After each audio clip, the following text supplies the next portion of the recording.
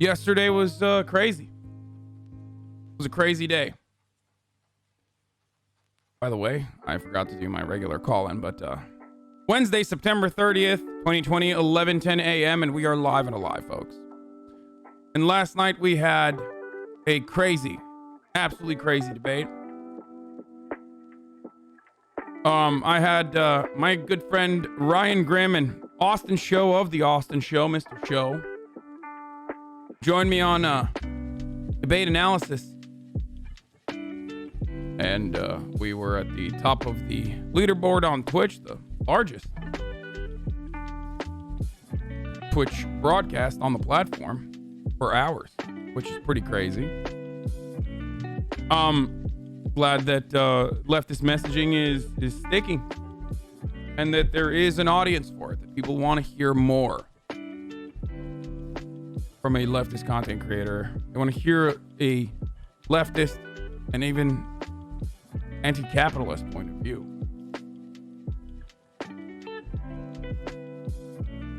There was, of course, a lot of stuff to talk about as far as what that debate was like. Who are the winners? Who are the losers? You know, some Chris Cillizza style analysis. That's what you come here for. And I've really, I really think that Joe Biden did a horrible job overall. But not as bad as people expected him to do. So overall, Donald Trump's really annoying and at times bullying attitude, preventing Joe Biden from even forming sentences, helped him tremendously. Helped Joe Biden tremendously. The power of publicly owned debates on C-SPAN. Yeah. It's great. So many people come into your channel, such an event, that means you have achieved something great, Paul. Huh. Everyone lost? I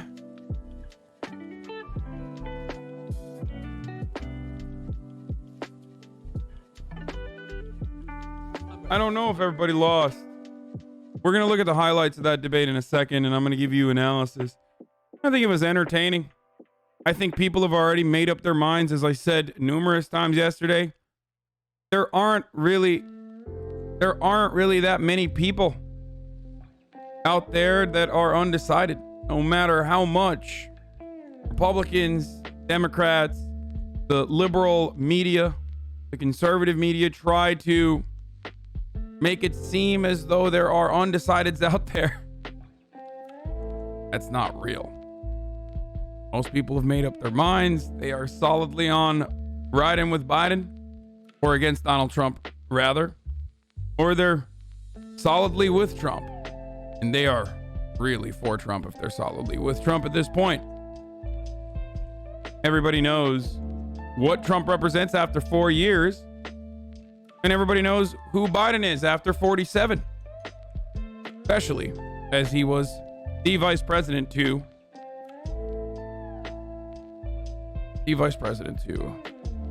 Murdoch, no bummer. So, Elda Deshder, I saw your DMs in my Discord. Thank you. This is actually what I wanted to talk about. There was something very unique. You know what? We're done with the personal stuff. Let's just get right into the news. All right. Hold on. Let's get right into it.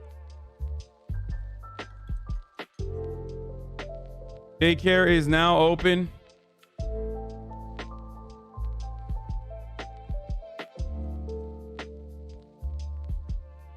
Time for a debate, recap, and more.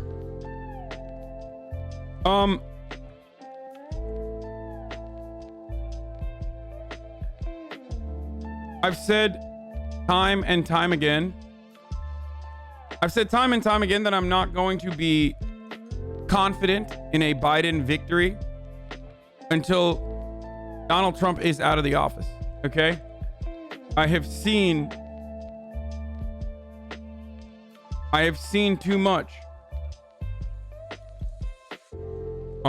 I've seen a similar thing play out in Turkey with Erdogan. So I'll be happy and I'll be confident when Donald Trump is out of office. Okay? So, sorry, it's just not going to happen. I'm not going to be like, yeah, Biden is definitely winning, and you're crazy if you think otherwise. I lived through 2016, but more importantly, I lived through a regime change with Recep Tayyip Erdogan in Turkey. Anyway, so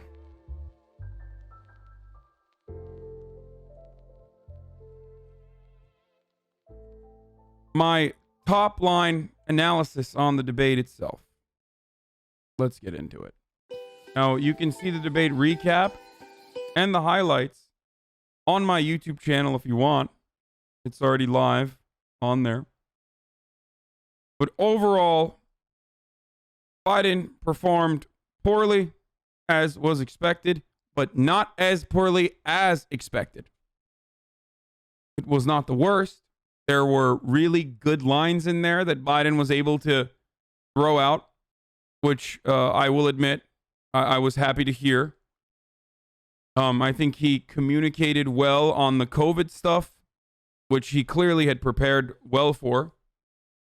I think that early on he got absolutely pummeled by Donald Trump, but Donald Trump kept that intensity throughout the debate, and something shifted in the attitudes of people. Where early on, and also back in 2016, Donald Trump attacking his debate opponents seemed like a good thing. His flippant attitude, his frustration looked like frustration against a broken system, a fundamentally flawed system. Donald Trump was the outsider, and he was owning the libs, but more importantly, he was owning the elitists that control this system. But after 4 years of Donald Trump being president, I think people are tired of this kind of attitude. Obviously, people aren't tired of this kind of attitude within his base of support. They love it. They love him for it. They love him for that anger that he channels. It's their anger that they feel. But you can't win with 30%. You can win with 30% if you cheat, which I think Donald Trump is going to do, especially if the opposing side is not doing enough to motivate more people to go out and vote for them.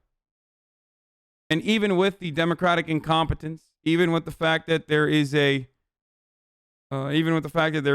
pretty much a carcass on stage there, I think this was a dub for Joe Biden. It was a technical knockout, or maybe not even a technical knockout, but a win by default, because that's what happens when you're leading. And at this stage, Joe Biden has a more comfortable lead both nationally and in certain swing states than Hillary Clinton. But of course, the difference there is that Joe Biden also has different advantages that Hillary Clinton did not have. Being a man, that's a significant one. Let's be fucking real. I am not like the first person to run around and be like, oh, they hate him because he's, they hated Hillary because she's a woman. That's not the only reason, but that certainly played a role. They don't hate Joe Biden as intensely as they hated Hillary Clinton. And also, we know what 4 years of Donald Trump looks like. He no longer can have that outsider message. His base is whittled away throughout time.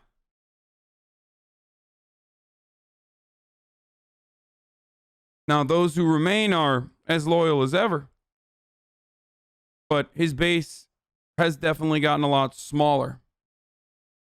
So, Donald Trump needed to swing this completely out of the park. Donald Trump needed to destroy Biden. He needed to have an oopsie moment for Biden. He needed to pummel Biden, but also then give him enough rope to hang himself. He needed to pummel Biden at first, frazzle him, and when he's on the back step, allow Biden to actually fail on his own.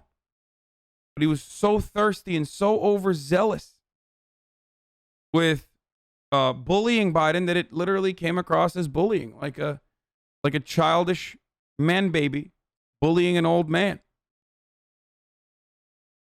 And that, as far as what I've seen from all the polls of debate watchers and all the normies that I talk to that I keep at a distance, even some Trump supporters that I sometimes pop in and out of, like those circles to see what they're talking about to get a better understanding of where they're coming from.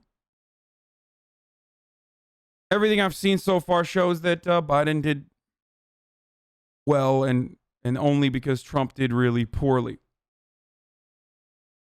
So, you don't need a majority in the popular vote. He only needs a few percentage lead in key states, and even if it is losing, he can claim fraud. Court will. Yes, I know. I believe it's pretty obvious at this stage, though, that Donald Trump is not going to be able to win this election through legal means. There will not be a silent majority, which there never really was, but there will not be enough people that will vote for Donald Trump, even in swing states.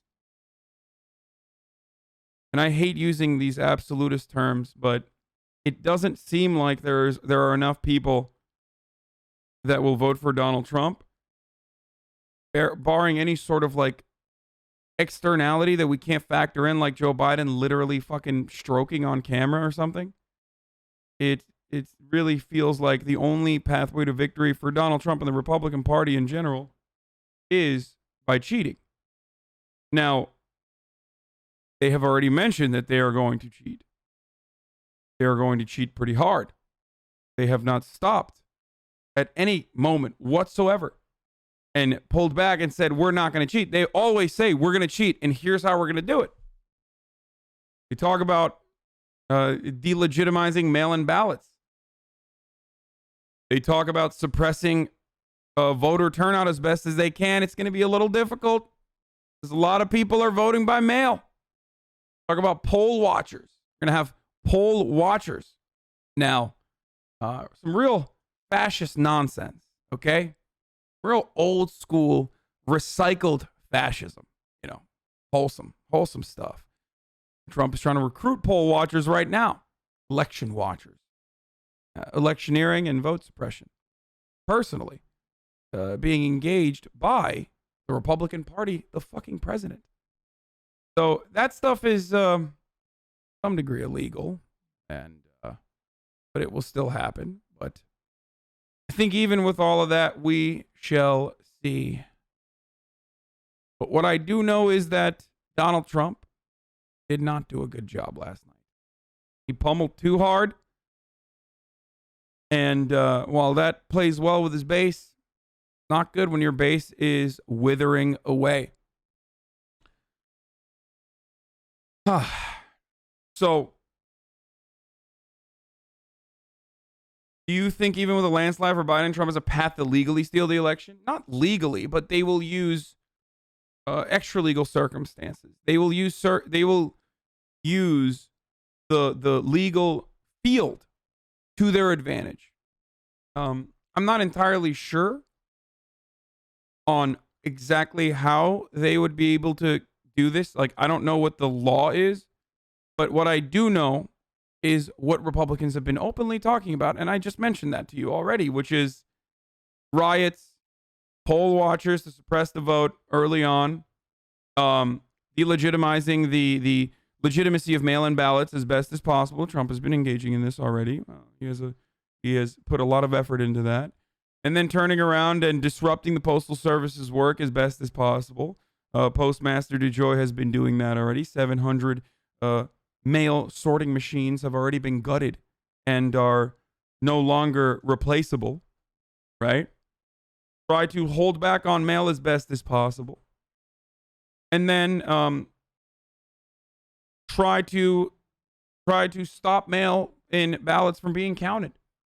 Or make sure that it takes a really long time to count every single vote. And then if it doesn't work, prevent the counting of mail-in ballots after declaring yourself to be the victor on election night. or maybe even 3 days after the election. Trying to stop people from counting everyone's votes is exactly what Donald Trump is trying to do. And what I mean by that is, like, where am I getting this information from, right? I mean, this sounds like a conspiracy theory, right? Like, Hasan, what? You mean to tell me that the leader of the free world, Donald Trump, the American president, is trying to steal the election?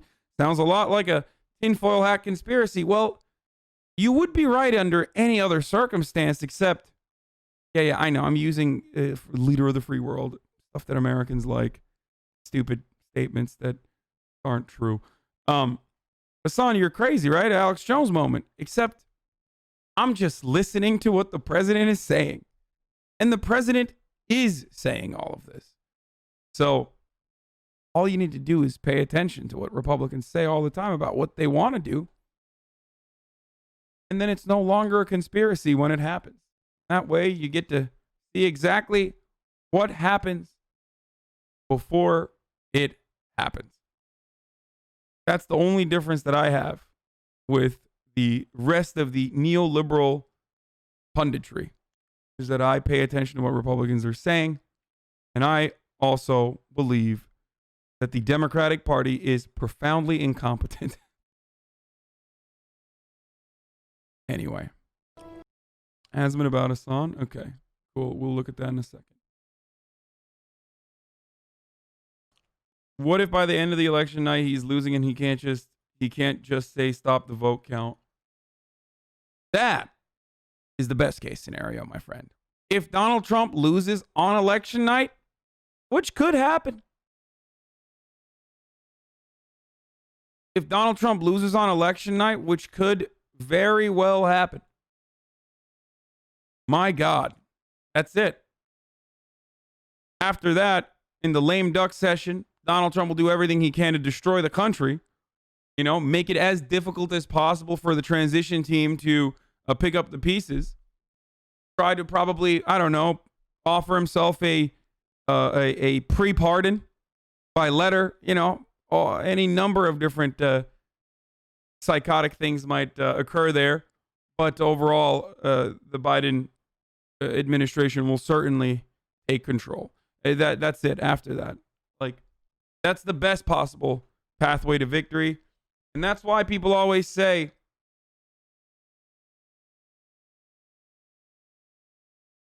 that, like, that's why Democrats constantly keep saying vote and go out and vote, because they don't really have a lot of other alternatives. We don't really have a lot of alternatives right now at this stage. You want to get Donald Trump out, the only thing you can do is just fucking vote. There are legal teams that the Democrats can put together to ensure that there are some hurdles placed in front of the Trump administration. There are maybe some like old senatorial procedural ways to stop Amy Coney Barrett from being appointed to the Supreme Court in the Senate, even though we don't have the majority there. So, the Mitch McConnell has already whipped up the votes for Amy Coney Barrett. But Democrats usually don't fight that way anyway, and they suck at that. I disagree with you on how Trump did last night. I think he definitely won the body language battle that we saw as most important from those old debate videos yesterday. It looked like Biden wanted to avoid Trump instead of go at him. That's true. I do agree with that, but it doesn't seem like people felt that way. I felt that way. My lizard brain said Donald Trump was winning, especially early on when he was absolutely pummeling Joe Biden, but every single mention of that debate from the media shows profoundly positive results for Joe Biden. That people are very angry at Donald Trump, and maybe it's because Donald Trump's antics are no longer funny when you are constantly reminded that that behavior is literally why 205,000 Americans are dead. Or in the words of Joe Biden, no longer at the dinner table. There's an empty seat on that dinner table directly as a consequence of Donald Trump's negligence, his narcissism, and the awful way in which he has led this country down a devastating path. So, you think today's debates are less intellectual and civilized than before? It's basically people insulting each other? Yeah. That makes sense, though.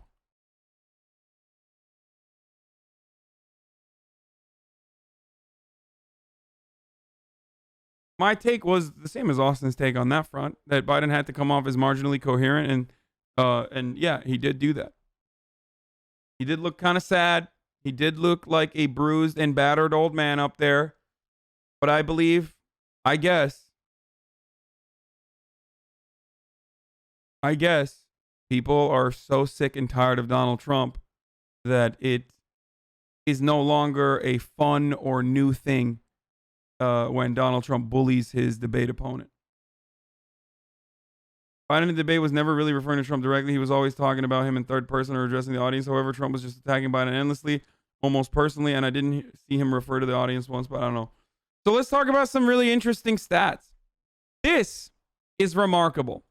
Ladies and gentlemen, this stat right here, the fact that basically nobody turned off the debate in progress, the final 15 minutes rated slightly higher than the first 15 minutes, and the rating just fell minus 2% from its 9:30 p.m. peak. That is insane. That is truly the most unprecedented thing that has happened. Okay? Usually debates taper off after like the first half hour, and I mentioned that while we were doing the coverage last night. This is fucking nuts, dude. This is exactly how debates should be run. No commercials, C-SPAN. That is the most democratic way that you can run a goddamn debate. And I'm not just saying that because I am personally motivated to have that so I can actually restream it and make out like a goddamn bandit with 125,000 people in here watching.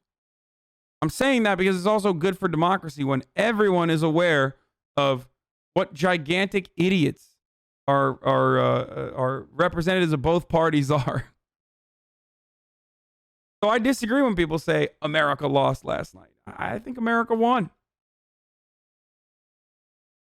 No matter what. The debates are far too important to promote the top 8 companies' children. What?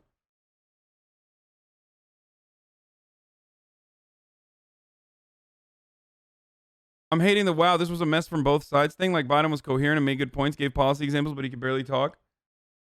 Yeah, I think it was a mess from both sides because I wanted Biden to push back more. I wanted Biden to have a couple slam dunks. I wanted Biden to be someone he's not. That's what I wanted. I wanted Biden to be a younger Biden at the very best. Ultimately, none of this matters.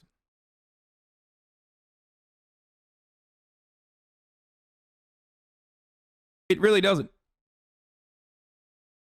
At this stage, you don't have undecided voters who are like, oh, I don't know if I like Biden or if I like Donald Trump. Like, that's not a thing. Unless you're literally inside of a fucking coma and you just got out of a coma right before the debate started and they were like, these are the two candidates right now. And they were like, whoa, what the fuck? Trump is president? Oh, I wonder what that's like.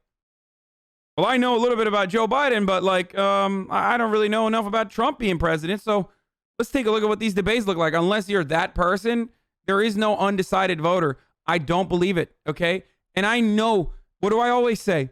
I say the American electorate are a bunch of fucking freaks, okay? It is impossible to discern what they believe. They believe they are full of contradictions. The American voters are full of contradictions. They'll have like an anti-corporatist attitude, but then turn around and vote for fucking Donald Trump and believe that like their anti-corporatist mentality only extends to like, you know, Bill Gates vaccinating your children with the autism chip, with the autism RFID chip. Like that's the anti-corporatist take you hear from like a right winger who otherwise is like, but also you should be killed if you ever steal from Target, you know, like they are full of contradictions. And even then I am telling you that even with all of those contradictions, it is impossible to be undecided at this stage. And the numbers show that reality. I mean, there are independents, there are moderates, but people aren't necessarily undecided at this stage.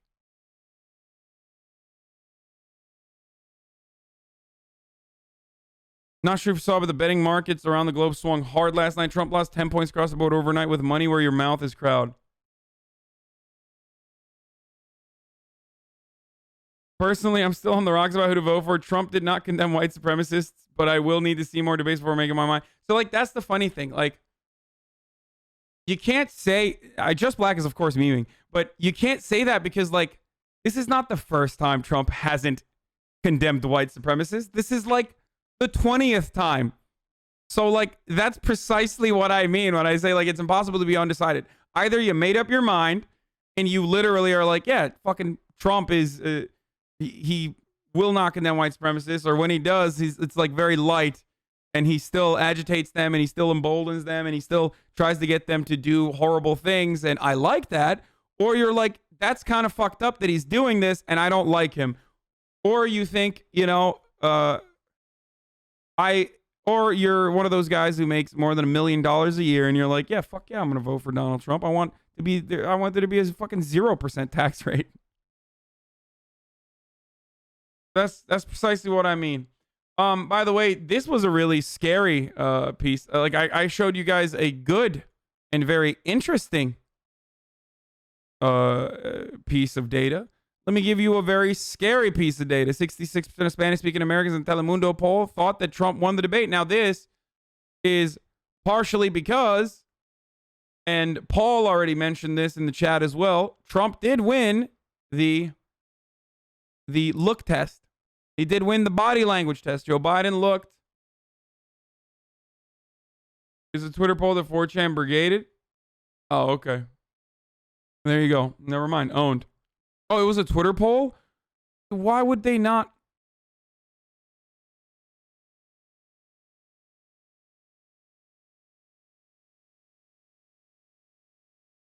Jail. Jail. You report on a Twitter poll, you go to jail. Sorry. I don't make the rules. Just kidding. I should make the rules. You fucking report on a Twitter poll, you go to jail. That's it. That's it. You report on a fucking Twitter poll as though it's like legitimate news in 2020, the year of our holy Lord. After seeing how easily those Twitter polls can be fucking owned. Like, Austin doesn't think about the legitimacy of Twitter polls. Like, Austin literally uses, he's in here right now, literally Royale, LMAO. Austin only uses Twitter polls so he can promote his fucking Twitter account. Okay? Even this dude doesn't believe in the legitimacy of Twitter polls. Meanwhile, like, Telemundo and Newsweek thought it was legitimate enough. What the fuck?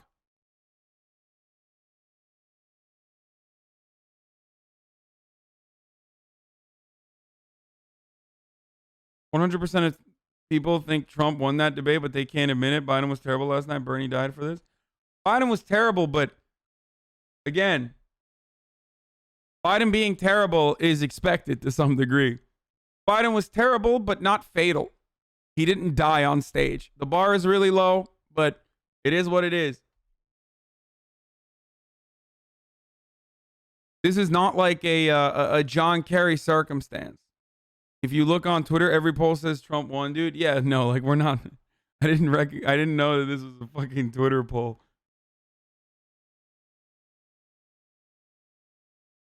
That's like Tim Pool reporting that the DNC got less viewers than the RNC on C-SPAN. Yeah, the DNC actually did get more viewers than the RNC, so that's a total lie. But speaking of Tim Pool, let's hold on. Let's talk about another Tim Pool guy, Andy No. Here's Andy No, who said, "I reached out to the organization and they say he's not a member. This morning, authorities on Portland arrested Proud Boy member Alan Swinney, very famous Proud Boy. For those of you who follow this sort of stuff, you would know this already. He faced a dozen charges, including assault, unlawful use of weapons, and menacing. Andy said he reached out to the organization and they say he's not a member. That's Alan Swinney.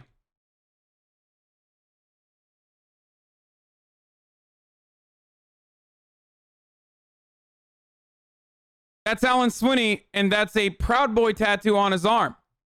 Now, these guys have one shtick, okay? They have one fucking shtick, and that is deny, deny, deny, deflect, okay? They do this with Nazis, and once Proud Boys hit mainstream, they're inevitably going to do it with the Proud Boys too. Like, oh, actually, that swastika tattoo that I have on my chest is for something entirely different. It's because it's a Hindu symbol. It wasn't. It has nothing to do with the Nazi Party, and I'm not Sig Heiling. I'm actually saying hi. Like when I was saying Heil Hitler, I was saying like hi hither. When I put my hand up, I was saying hi, come hither, and you misunderstood me. And it's actually a peace symbol, and I just really like lines that just look that way. So, and we already know that this is what Andy No trades in. I mean, he is a smear merchant. He has doxed leftist. He has doxed leftist journalists with some of that information literally leading the Atomwaffen, a white supremacist Nazi division that works within the ranks of the military, that have had many of their members get arrested for literally like trying to plant explosives or actually killing people. Those guys were able to harass leftist DSA members and leftist journalists and whatnot because of Andy NGO's great work in doxing them. So he literally is a fascist collaborator and a gigantic piece of shit who uses his identity, of course, and claims, well, I'm Asian. How could I be a white supremacist? I'm Asian. I mean, it's a total grift. Andy fucking sucks. But also maybe he got brain damage from the concrete milkshake that he got hit with. There are still some undecided voters, with that percentage between 3 to 6%. That percentage is showing up both in polling and in voter ID calls made on the race. Yeah, 3 to 6%.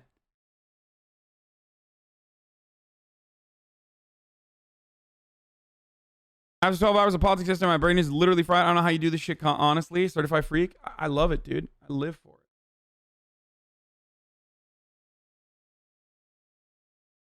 Speaking of the neo-Nazis and the Proud Boys and Andy, we should probably make note. Even though Trump just now said he does not know who the Proud Boys are, but they should stand down and let law enforcement do its work. This is a shift in the language from last night. Doing a little bit of damage control early in the morning. Too late, brother. You already fucking said it on the main stage. Also, authorities have arrested Alan Swinney, as we were talking about already. Alan Swinney is a Proud Boy, one of the proudest of Proud Boys.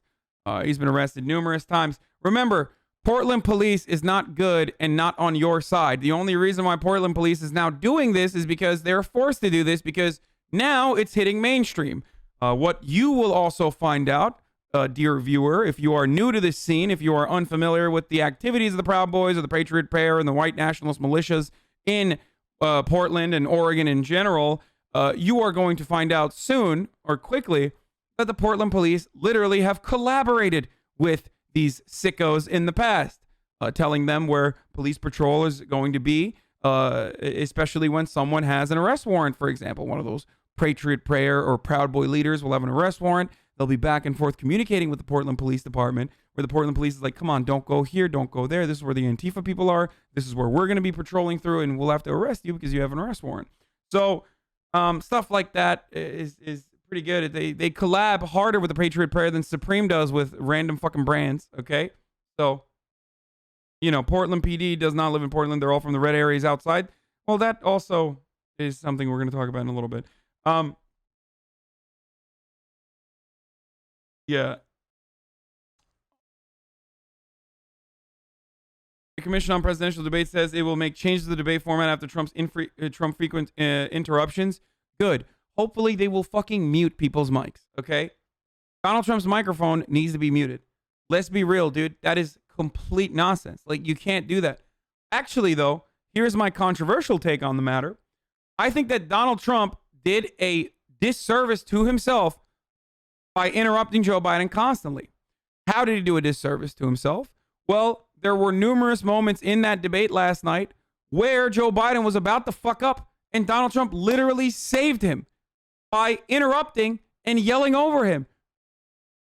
So the debate format changing might be good in the way that, Joe Biden will be able to present his point of view a little bit better. So that's good. And show the world that he is a normal guy, that he's a presidential guy. Really hammer in that return to normalcy narrative. By the way, thank you for the 69 gift subs, Steiner TL, the sex number. Hopefully this doesn't mean that your gambling addiction is coming back. But, if it is, obviously you already know where to spend it on in order to combat it. Steiner says that he would rather support me than support his gambling habit. So every time he feels the need to gamble, he just dumps a bunch of subs in here.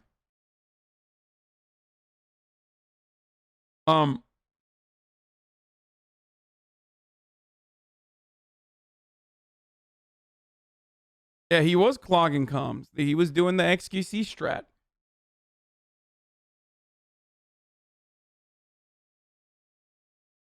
The gamble is you thanking him? Yeah, true.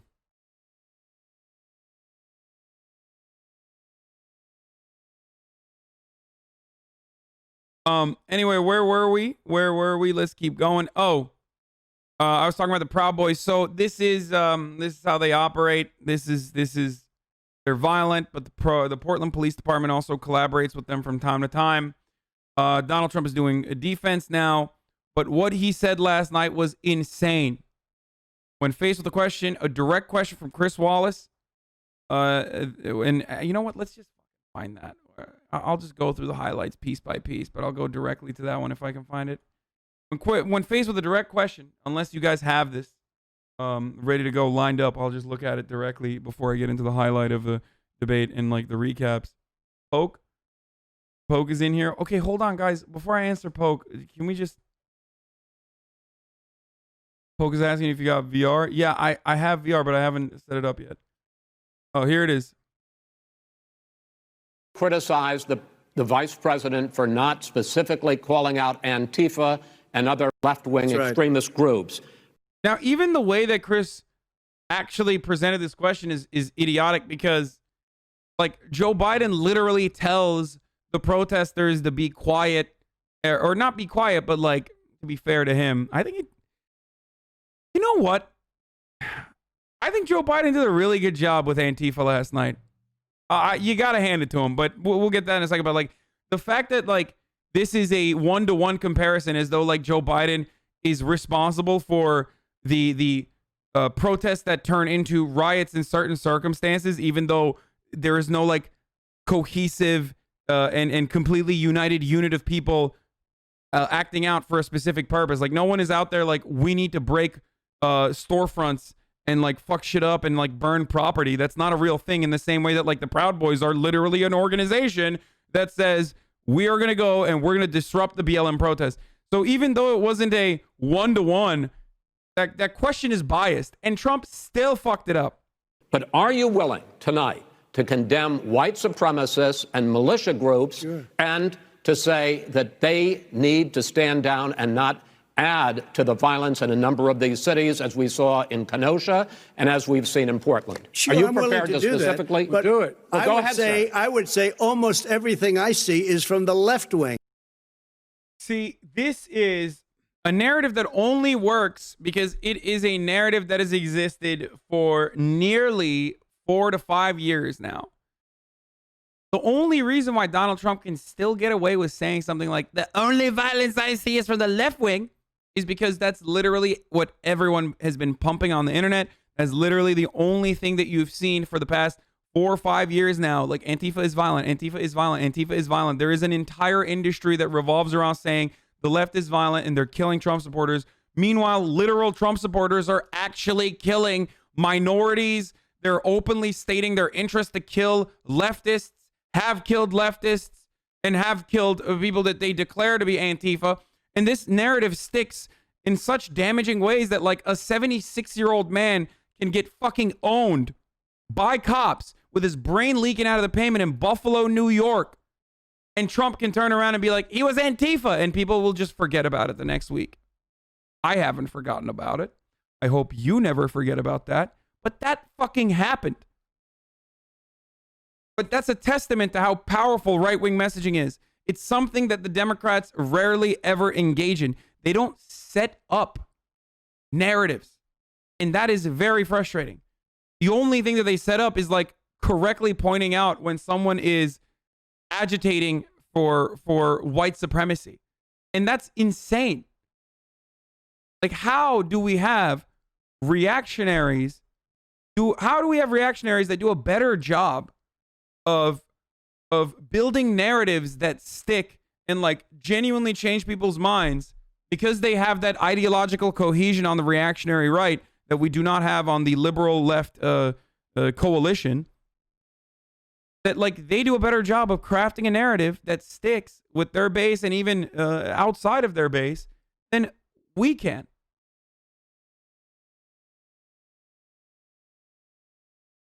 This morning, the right is saying Biden lost the radical left by saying he doesn't support the Green New Deal. What's your take? Hold on, we're going to get to that. That's the most laughable part of this entire process. And I have some takes that are going to frustrate some leftists here.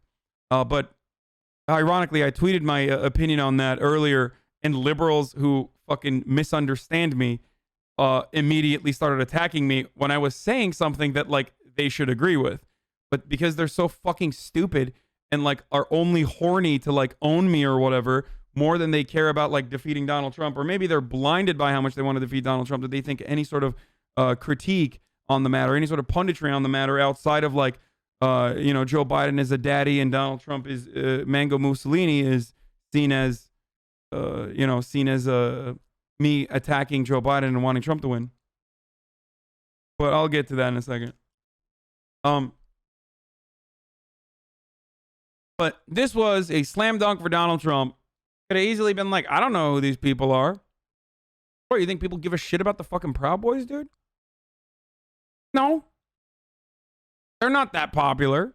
You could have just easily been like, yeah, I don't know. I don't know what that is. But yeah, if you're a white supremacist, obviously you're not for me. But he can't even fucking say that.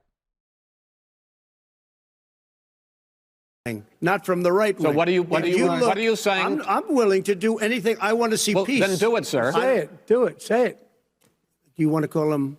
That was good. Joe Biden saying, say it. Do it. What do you want to call him? Give me a name. Give me a white name. Supremacists and Who would right you like me to condemn? White supremacists and right. He said Proud Boys. Proud Boys, stand back and stand by. But I'll tell you what. Stand back and stand by. Wow. Proud Boys. I like you. You can't even fucking say stand back. Now, I said this last night.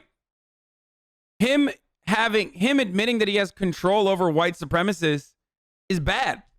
That's a bad look. Because that's an admission that, like, you literally control the white supremacists. What he should have done instead is been like, I have no control over them. I don't want them. I don't want him to do anything. But he can't even say that because if you demonstrate fealty to Donald Trump, he will fucking die for you, dude. If you demonstrate loyalty to Donald Trump, he will go out the bat for you. He's a psycho. It's literally the easiest thing you can do. The easiest thing you can do in the history of the United States of America is say Nazis are bad. Even if they are literally in your base, even if you are literally a Nazi. Motherfucking Richard Spencer knows this. That's why Nazis try to say that they are not Nazis, or that's why they have a meme that where they literally will say I disavow as a meme, like, oh, I disavow, knowing full well that like it doesn't mean anything, and knowing full well that you have to fucking act like you're not a Nazi because everybody knows Nazis are bad. And Trump can't even do that. And that's part of the fucking reason why his base is withered. Of course, the larger part of the reason why his base is withering is because of, his mishandling of coronavirus. That is truly what turned the tides of history. Because he could have just skirted on to an incredibly easy victory over a Joe Biden who literally cannot string together coherent sentences under pressure. But he fucked it up so bad while simultaneously only focusing on his base so hard as his base was getting smaller and smaller that currently it's not enough. It's literally not enough. His base is not enough to secure a victory.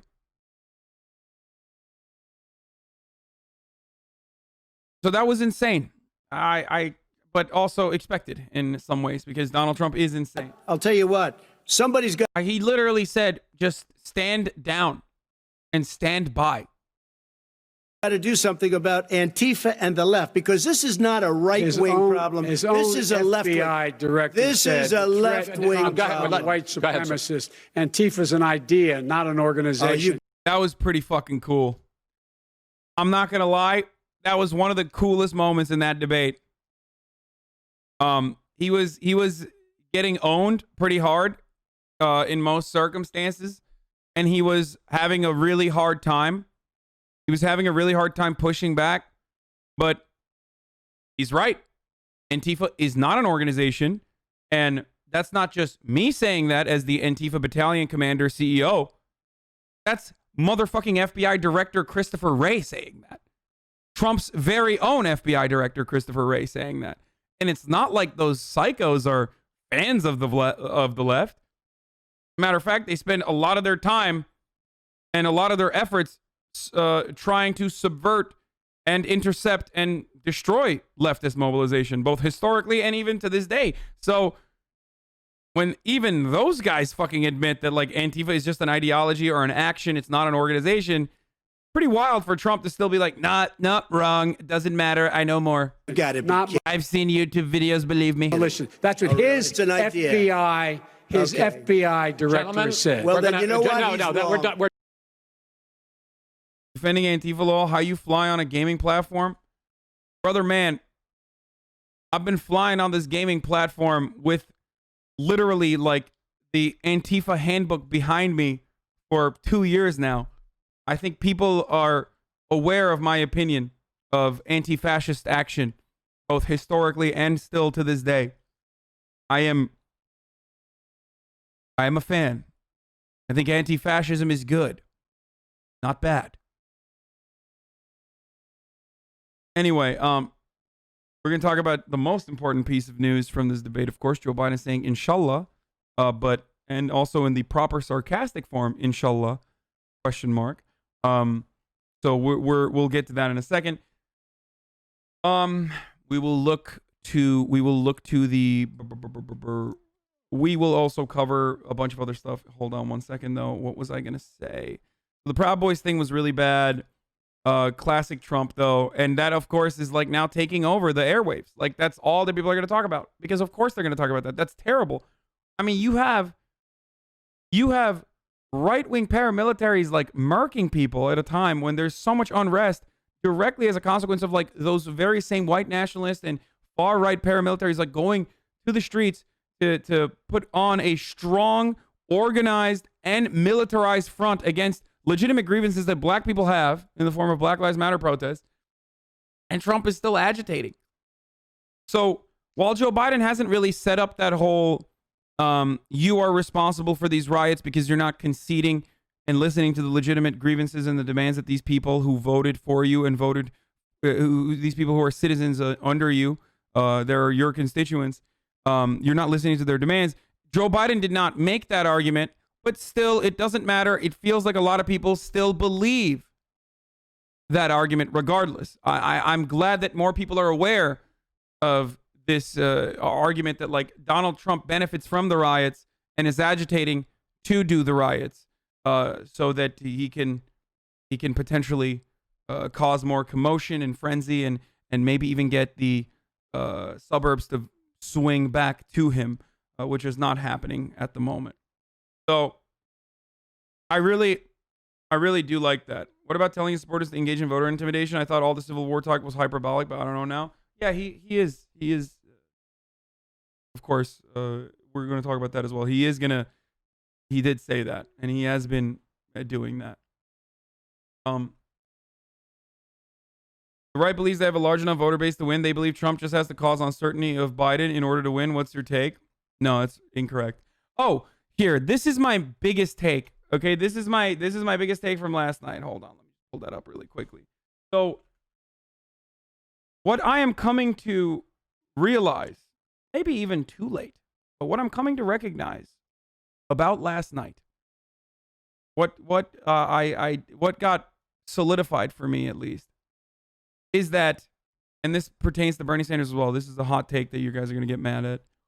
Is that Donald Trump was ready and well prepared for a Bernie Sanders victory. Okay? He thought, and the Republicans thought, that they would be able to rely on liberals and their disdain and their fears of socialism. Okay? Whether it be a correct fear to have or not doesn't matter.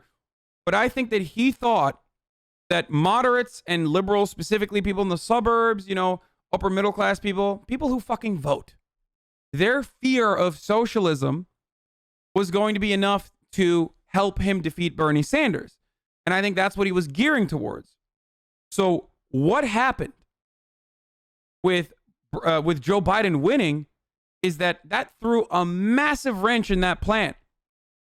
But because he was so adamant about this, because he was so adamant about going forward with the socialism narrative, that they have no other option now. So that causes a lot of uncertainty and a lack of clarity in the Trump narrative now. And that's why he keeps trying to associate Biden with socialism. Okay?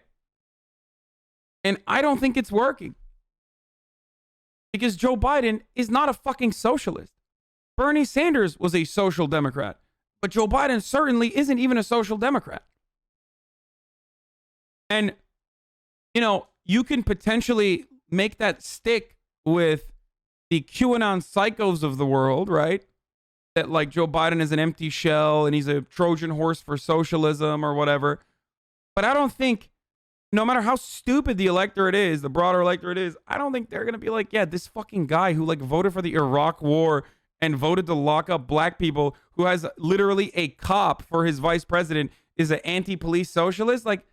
That sounds insane. And it is so insane that I think most people don't believe it, because Joe Biden is so well known with 47 years in office and incredibly well known as, Barack Obama's vice president, that it's hard to stick. You can't do that. And that's why I think it's not sticking. And that's why he kept saying the incredibly idiotic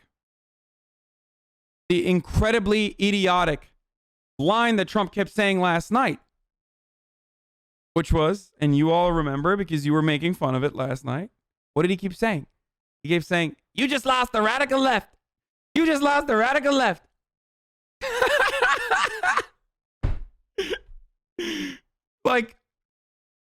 Dog, what are you talking about? What are you talking about? You just lost the radical left. Here is the reality that the radical left knows. Okay? And I believe that the insincere wonks over at Washington, those liberal pieces of shit, also know. The radical left is going to fucking vote with Biden in overwhelming numbers, especially against someone like Donald Trump. Okay? That's the reality. No matter how much the liberals say that the radical left is the big problem and that, they are selfish and they wanted to vote for Jill Stein or they wanted to vote for this or that, and that's why, Hillary Clinton lost. Those fucking pieces of shit in D.C. know that percentage-wise, the radical left is actually a solidly supportive base for the Democratic Party.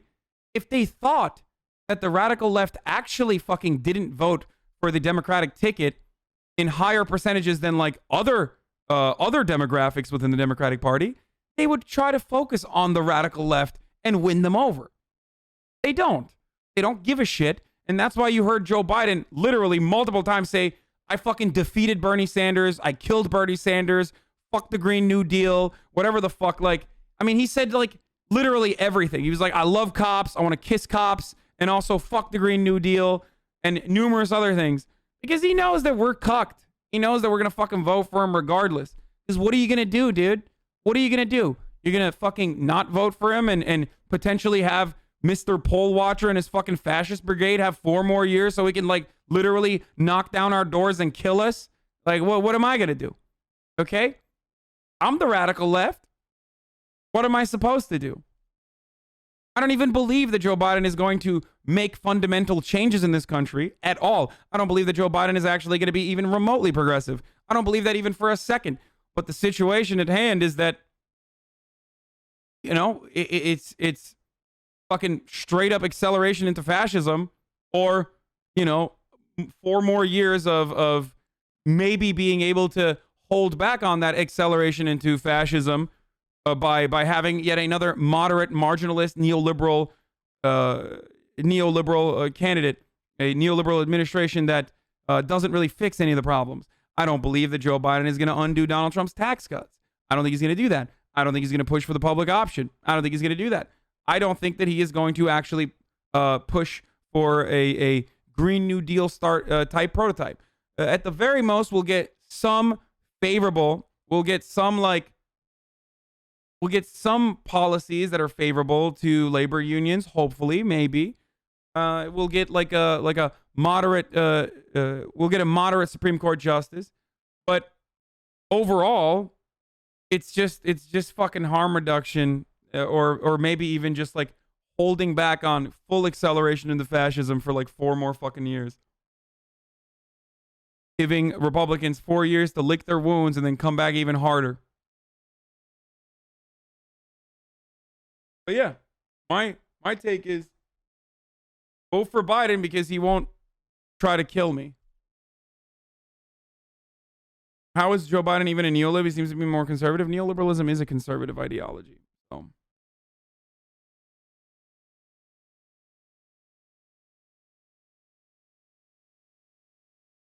I think you should prepare more for Harris being president because Joe's body's going to give up 2 months in the office. Yeah, I mean, Harris is in some ways like somewhere in between Obama and Hillary Clinton. Knows how to read the room just as well as Obama. Okay? And, but unfortunately, not as charismatic as Obama, and just as devoid of charisma as Hillary Clinton. Maybe a little bit more charismatic, but still pretty bad overall. And you can't compare him to Obama. So it doesn't matter. These administrations are going to advance the same agendas that they were going to already, which is marginalism, incrementalism. It's not going to fucking be all that different. I don't really want to watch this Joe Biden campaign rally right now. I think there's more important and more interesting things to talk about at the moment than listening to Joe Biden. Do you think that the vice presidential debates will be more monumental in terms of affecting the outcome of the election? No. No. Anyway, you see the new Biden ad? I think it's pretty good. Did not. Tonight, to condemn white supremacists and militia groups, and to say that they need to stand down and not add to the violence in a number of these cities, as we saw in Kenosha and as we've seen in Portland. Sure, are you I'm prepared to specifically do it? I would say almost everything I see is from the left wing, not from the right wing. So what are you saying? I'm willing to do anything. I want to see peace. Then do it, sir. Say it. Do it. Say it. You want to call him? What do you want to call them? Give me a name. Give me a white name. Supremacists and white like me to condemn? White supremacists and right Proud Boys, stand back and stand by.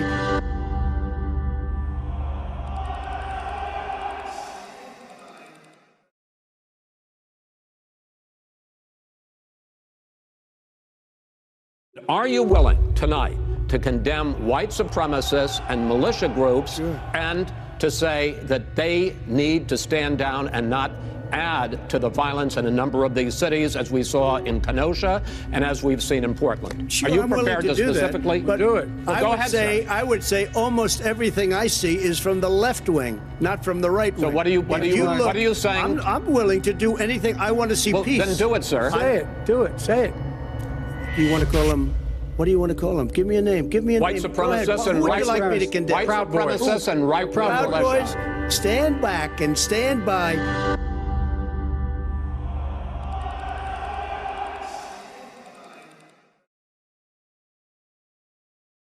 mean, this is some real fucking brown shirt shit. Like, I mean, straight up. Like, straight up. It's a good ad. I'm glad that they're using this. I think at this stage, like, okay, so here's what was different in 2016 in comparison to 2020. Are you ready for this? One, the base of support for Donald Trump is diminishing. So that's one. But two, more importantly than that, it's been 4 years where we have seen the Proud Boys like literally fucking do violent shit. Okay? So like in 2016, when people were like, well, the Proud Boys are bad, or these like white supremacist militias are bad, everyone would just laugh and say, dude, that's just like regular Trump supporters. You just want to hurt regular Trump supporters. Well, after so many fucking clear-cut incidents and instances where the Proud Boys and far-right racist militias have done so much damage to humans' lives all around the country that like it's pretty hard for people to just still be like, yeah, you know what, this is crazy. Proud Boys are just like regular Republicans. You're crazy. They want to just like hurt regular Republicans. They'll still try, but I think less people overall believe that. That's my take. Okay? That's the thing that you need to remember, is that like the electorate knows what happens with 4 years of Donald Trump. And either they have blind loyalty to Donald Trump and they love him and they still love the fact that he demonstrates or he expresses all the anger that his base of support feels against liberal elites and like a broken system or whatever. Or they have recognized that like Donald Trump is just as annoying and as elitist and as shitty as what the fuck is this? Just as annoying and as shitty and as terrible as any number of other rhinos or any number of other Democrats that would be in power.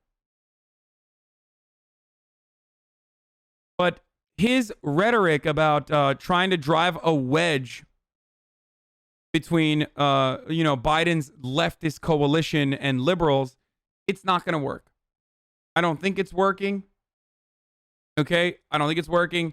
And I think it is it's a foolhardy endeavor, and it's silly, and it doesn't work. I don't think it's going to work. And I think it's not working. And I think that's because the Republicans thought that Bernie Sanders would win. They thought that Bernie Sanders would win, and that they would craft their message against socialism by utilizing liberal media and their personal disdain for socialism and fear-mongering against socialism against the Democratic Party by saying the Democratic Party is definitely socialist and socialism is bad, and therefore you should not vote for the Bernie Sanders. You should not vote for Bernie Sanders. They're bad overall, and they're scary. Don't vote for them. And that way they could have potentially picked up some voters in the suburbs. Now, the counter to that, of course, is that like we always knew, if you followed the primaries, you knew that like Bernie Sanders was going to have a really, really difficult upwards battle, an uphill battle to potentially secure the presidential nomination to win the presidential race. It was going to be very, very difficult for Bernie Sanders regardless, right? Even though he is better than Joe Biden 100% both on policy and politics and even rhetoric, he's more energized than Joe Biden even though he's old. He absolutely was going to have a harder job than Joe Biden on his pathway to secure a victory. Why? Well, for two reasons. One, because a lot of liberals would probably be demoralized and not want to go out and vote for someone who they perceive to be a socialist. They'd be scared. Two, a lot of liberals who have a lot of money would be worried that their taxes would increase and therefore would be forced to go out and vote for Donald Trump. Everyone would constantly repeat that like, oh, you're just forcing my hand to go out and vote for Trump. A bunch of liberals would do that. A bunch of liberals would feel demoralized and not vote for Bernie Sanders. And lastly, I don't know if Bernie Sanders' theory of change would be successful.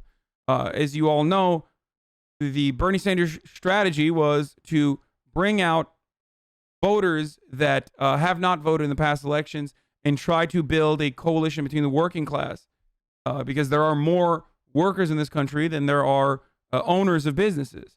And Bernie Sanders' theory was to at least get people who have been demoralized and pushed outside of the system to come out and vote in massive fucking numbers, right?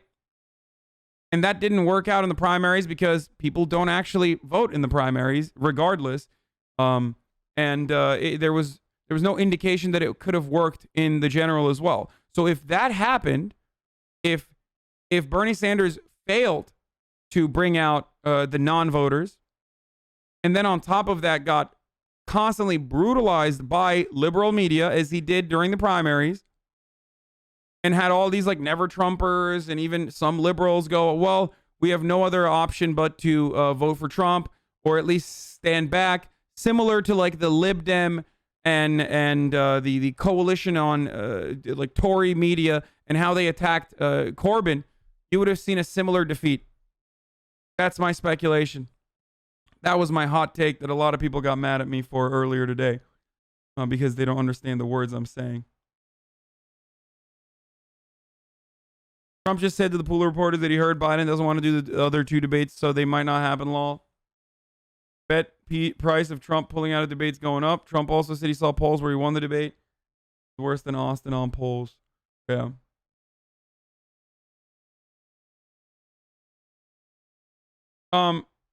GOP senators talking about Trump's refusal to condemn white supremacists. Well, they're going to say Trump has condemned white supremacists multiple times. Okay, this is fake news, liberal media. Comment. Spoke in response to Chris Wallace's comment. He was asking Chris what he wanted to say. I think he misspoke. I think he should correct it. If he doesn't correct it, I guess he didn't misspeak. He should. Yeah, I mean, dude, it doesn't matter. Like, guys, this is how many years has it been? Like, what are you, new? Is this your first day on the job? Were you actually one of those comatose, undecided voters or something? Like, we know that Trump does this shit all the time. We know what the Republicans respond with when Trump does this shit. They say, oh, he misspoke. Or they say if he didn't misspeak, then, he was probably kidding.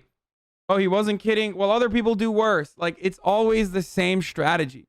Like, and ultimately they will literally say, like, oh, well, it doesn't matter. He has condemned white supremacists. This is fake news. Or it doesn't matter. Like, they will still solidly stand by him. Should have been very clear, and he should have made it very clear that there is no room for people on the far left or the far right. There is no fallout, guys. There is no fallout for Trump from this behavior. Stop being weirdo fucking libs like it's 2016. We've already seen this play out a million times. We had this dance. Grab him by the pussy. Every single Republican said, fuck you, Donald Trump. This is unacceptable. We have daughters. How dare you say you want to grab women by the pussy when we want to deny women the autonomy over their own fucking bodies, what to do with them?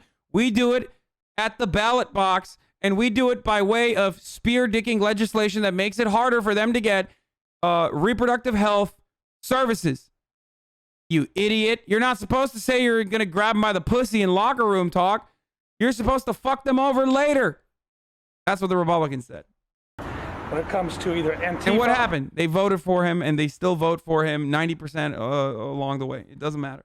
Or these white supremacist groups. Should have been very clear. So were you a little disturbed by that? Well, today, I saw it afterwards. I was hoping for more clarity. I condemn white supremacy, all extremist groups. I think that all of these groups are hateful, and I condemn them in the strongest terms. We need to remain one nation under God. Hello, YouTubers. If you're watching this, it means you've checked out our channel, so thank you. Now do me a favor, subscribe by clicking on that button down there. Click on any of the videos to watch the latest. I like that there's nothing in between. Oh, I want to talk about this horrible fucking take, too. Anyway, I made a playlist with reactions, CNN, ABC, Fox, Bernie on The View. You can decide what to skip. Okay. God damn, there is a content bonanza over here. My mom's best friend is a huge Trump supporter, and in response to Trump refusing to condemn the Proud Boys was, there's not that many of them, so he doesn't need to. Yeah.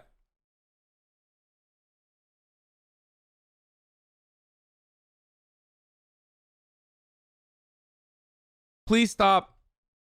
If there's one thing if there's one thing you can be convinced of, or if there's one thing I can instill in you to stop believing in, is that any of these Republicans are honorable. Like, stop thinking that these Republicans are honorable. They're not. They don't have. They only care about power, and it's right for them to do so. They should only care about power. That's what politics is about. So stop thinking that like they have a moral code or a compass that they follow, and they're truly disgusted by the fact that Donald Trump is promoting white supremacists or whatever. Like, motherfucker, you have photos of Mitch McConnell standing proudly in front of a Confederate flag, like receiving honors. Like, what are we doing? Like, why are we so stupid on the left? Like, what the fuck is this? Like, are you new? Like, you think Republicans aren't racist as fuck?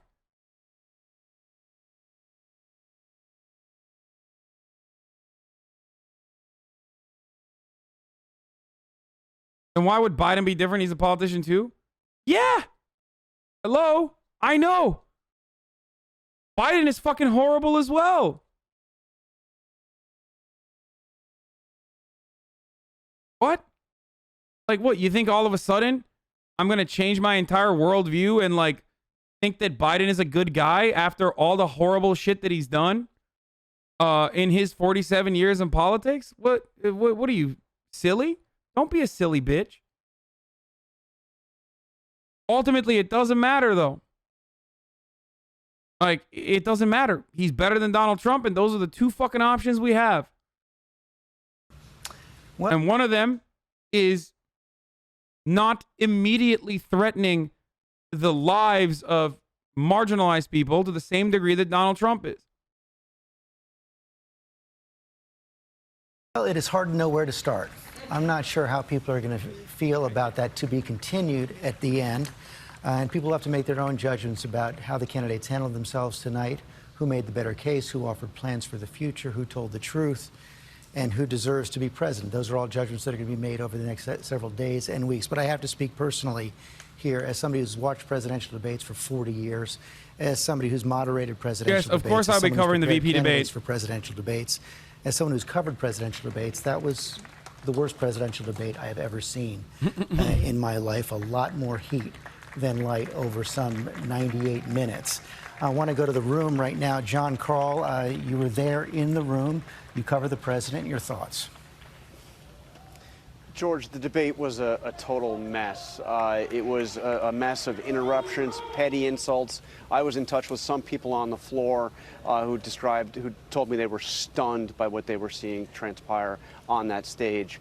Donald Trump came across like a bully. There was an avalanche of untruth statements that came out. Joe Biden did not have a particularly steady performance. I could say, really honestly, it looked as if both men lost this debate. And in that sense, the real loser is Donald Trump. Because as we said at the start, Donald Trump was the one that needed to change the dynamic of this race. He is the one that is losing. He is the one that needed to change the trajectory. He is the one that needed a big win. And that did not happen tonight. Mary Bruce? Well, Joe Biden's campaign is feeling very good right now. They came into tonight with a goal not to get dragged into the mud with Donald Trump, but to instead speak directly to the American people about what they feel are the issues that matter most. And the campaign aide tells me that every single time that Joe Biden essentially went around the president and stared straight down the barrel of the camera and talked to the American public, spoke to voters directly about a vaccine, about the economy, COVID, about election integrity, they say every single one of those moments they were winning. George, this was just remarkable. I mean, when you take a step back and you think about the fact that in a normal debate, if you were to call your opponent a clown, racist, the worst president ever, to tell him to shut up or to shush, normally that would be considered crossing a line. But here tonight, that was part of a concerted strategy by Joe Biden to try and show that he could keep his cool, actually. It's part of an effort by Joe Biden to show that he can be the adult in the room, that he can be the leader who can guide this country out of these really turbulent times. And so over and over. I think liberals like to tell themselves stories, and this is one of them, okay? I think this is a story that we're telling. I think they backpacked Biden pretty hard in the past news cycle, and that's good overall because I want him to win, right?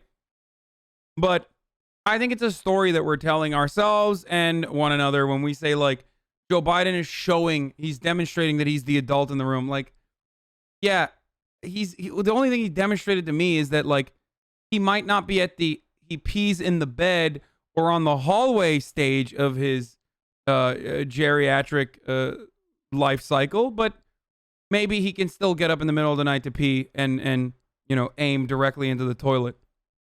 Like that's the only thing he demonstrated. He didn't demonstrate that he's a fucking adult. He got rattled as fuck, dude. If you can't put up with that goddamn bully on the debate stage, how the fuck are you gonna lead a country when you're under pressure constantly? Like, if we were being honest about it, that would be the serious conversation to be having. But we can't have that serious conversation, and we don't even need to have that serious conversation because ultimately it doesn't matter. Because as the chief White House correspondent earlier pointed out, and as I pointed out last night, and Austin did, and Ryan Grimm did as well, Trump had to fucking swing out of the gates, knock us out of the park, and Joe Biden needed to literally have a fucking stroke on camera. Neither of those things happened. Trump looked like a bully. Joe Biden looked all right and competent to a certain degree, even though he did look pretty battered. So that's a dub.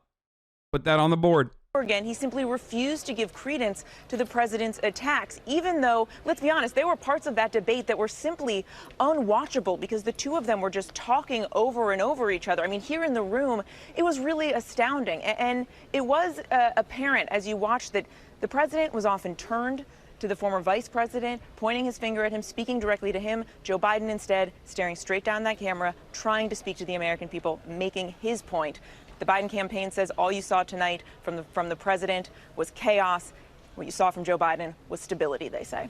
Thank you, Mary Bruce. Chris Christie, you helped prepare the president for this debate. Was that the debate you prepared for? No. But what I'll tell you is that I listened to some of the commentary already, and I think there's people missing some things.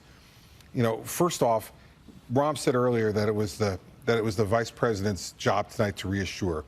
I don't think that's a reassuring performance by the vice president tonight. He looked very shaky at many, many times during this debate. His numbers were way off. He would wander off in mid-sentence and then used lots of name-calling and insulting language. That's not rising above it. I have to disagree with Mary, or at least what she's conveying from the Biden folks. And yeah, I think on the Trump side, it was too hot. What? Wait, Biden was name-calling? What? Because he said clown? Chris Christie is normally pretty good. But, dude, this is... I mean, what did he do? Substitute McDonald's for copium? What the fuck? He's just mainlining the highest dosage. Black tar copium. If you are going to turn around and your first take, as a matter of fact, the most important take that you have from that debate is that Biden was engaging in name calling? What the? What?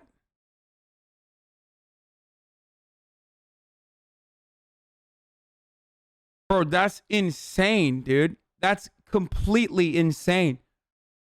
I mean, Donald Trump literally said, while Joe Biden was trying to have an emotional moment about recalling his son who fucking died and his service, Donald Trump turned around and was like, your son's addicted to crack. You got a crack addict. You got a crack addict for your son. Where's Hunter? Like, what the fuck? Are you crazy? Hasan, the troop defender? I mean, I am not a fucking troop defender, but holy shit, it's fucking nuts that, just because he correctly called Trump a clown. Dude, he should have done so much worse. I'm mad at Joe Biden for not being aggressive enough. Listen, you come in and decide you want to be aggressive, and I think that was a right thing to be aggressive, but that was too hot. And so I think that what happens is, with all that heat, as you said before, you lose the light. That potentially can be fixed. Maybe, maybe not. We'll have to see on the Trump side. On the Biden side, I'd be very concerned that his problems can't be fixed. Because if you're not up to being able to stand up there for 90 minutes and be consistently coherent, people are going to wonder whether you're going to be able to do that when you're sitting behind the desk in the Oval Office. So I think that's the issue that got raised tonight. Emmanuel. I think Joe Biden did a smart. Yeah, Rogan, you are absolutely correct. That was a beautiful moment too, by the way. I didn't even hear it at the debate because, I don't know, I feel like it was just such chaos that it was hard to parse through. but I listened to it again earlier this morning. One of the things that Joe Biden actually said, instead of like getting frazzled, instead of like punching back at Donald Trump or anything, when talking about Hunter Biden, was he pulled back, he took a deep breath, and he said, "My son had addiction issues, which he overcame, much like many of these Americans. My son had an addiction problem, like so many Americans, and he overcame that, and I'm proud of him." And that was a fucking brilliant moment. That was. I didn't hear it. I'm glad that the media is at least elevating that, because that was a massive dub for Biden. He brings it back to serious policy problems, a serious issue that so many Americans experience in their own families or in their own communities as far as addiction goes, and then taking it back to like a personal point for him. What a great retaliation to a horrible moment where Donald Trump was just being truly a loud bully. Do I think Hunter Biden overcame his cocaine addiction? I don't know. I don't know. I don't care. It's a good line by Biden. I love Hunter Biden. I think Hunter Biden is probably one of the most cherished, prized possessions that we should protect. He's a national treasure. You guys know this. Huge Hunter fan. Infinitely better than the fail sons on the Trump side. Oh my God. Yeah. But that was really good. That was really good by Biden. Strategy of a rope-a-dope, because in fact the president looked totally out of control, and Chris Wallace basically said that, and the president needed to change people's perception. He looked exactly like the bully that people have had exhausted by for 3.5 years. I think the vice president steadied as the night went on, when he talked about COVID, when he talked about healthcare, when he talked about, and he looked right at the American people and said, "This is about your family and your direction," when he also talked about the integrity of bringing people together, and also when he rebutted him about his son Beau in service and not calling him a patsy for serving. I thought those were his best moments. There are moments he did who wouldn't get rattled when you're having somebody just scream at you all night. And the fact that Chris Wallace basically said it, like, hold on here, and there are rules here. And so I think the president hurt himself by only having a fifth gear. There was no second gear, there was no third gear. And I think, given that, I think the vice president practiced a pretty good rope-a-dope I strategy. just want to say, in a just world, like, I hate Chris Christie, but I'll even go so far as to say I like Chris Christie more than I like Rahm Emanuel. In a just world, Rahm Emanuel wouldn't be sitting on a fucking panel on ABC. He would be in jail. No, he would be under the jail. Okay? Rahm Emanuel is a devastating force within the Democratic establishment for all the years that he served under the Obama administration. He is horrific. He is almost directly responsible for that blue city narrative. Okay? As a Democrat, he is literally the guy that you can use as an example of, like, vote blue no matter who, completely fucking failing. Okay? Why the fuck should black people vote blue no matter who, when voting blue gets you Rahm motherfucking Emanuel? Like, the Democrat-run cities have problems. Literally. That guy is responsible for that narrative. Like, almost, not single-handedly, but like, plays a gigantic role in that narrative sticking.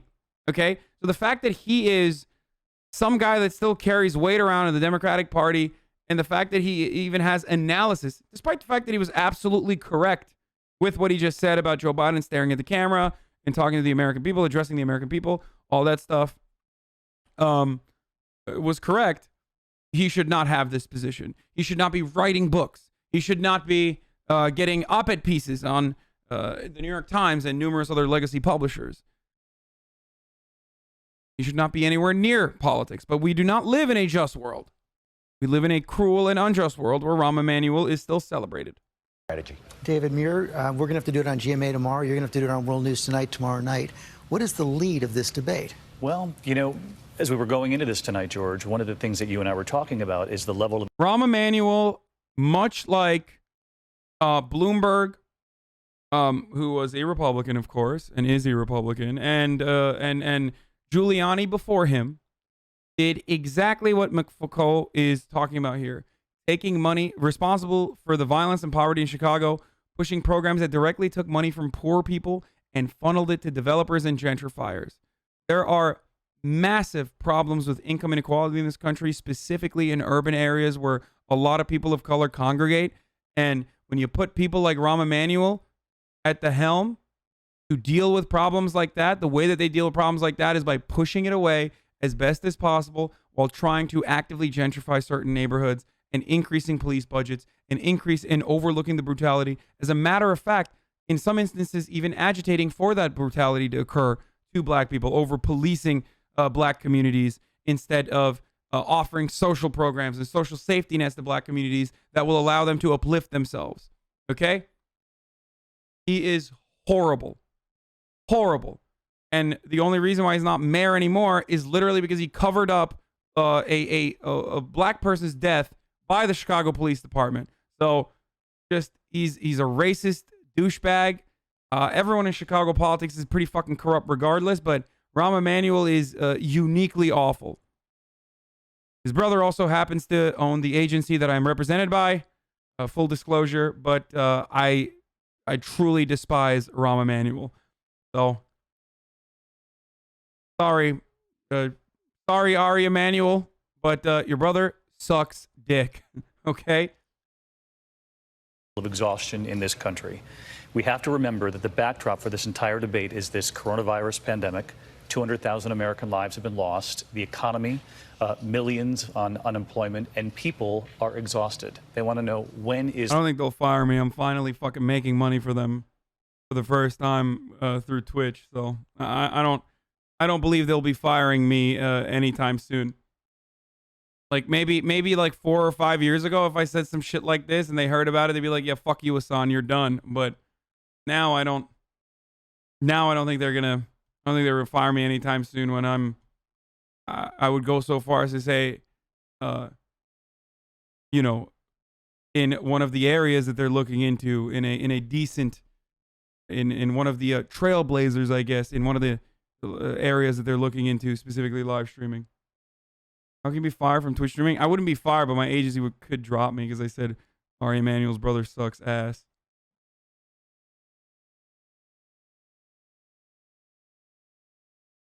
Anyway, finally running ads. Why would they fire you? Well, that's why you gotta fucking suck that corporate dick every now and then to make yourself a irreplaceable figure. So they look the other way when you say stuff like that. Can we focus on the real issues? Talk about the candidates' outfits, please. Is this going to end? No. Who has a plan to help guide the way through? And you have to wonder if tonight did anything to further that argument or put people at home, and that's what we always think about here as we do the news, are the folks at home. Did it put anyone at peace about the future of our country in the immediate months and years to come and how we navigate our way out of this moment? We talked about President Trump. This was a unique opportunity for him to come in and say, here's what I will do over my next 4 years. I'm not sure we heard a lot of that tonight.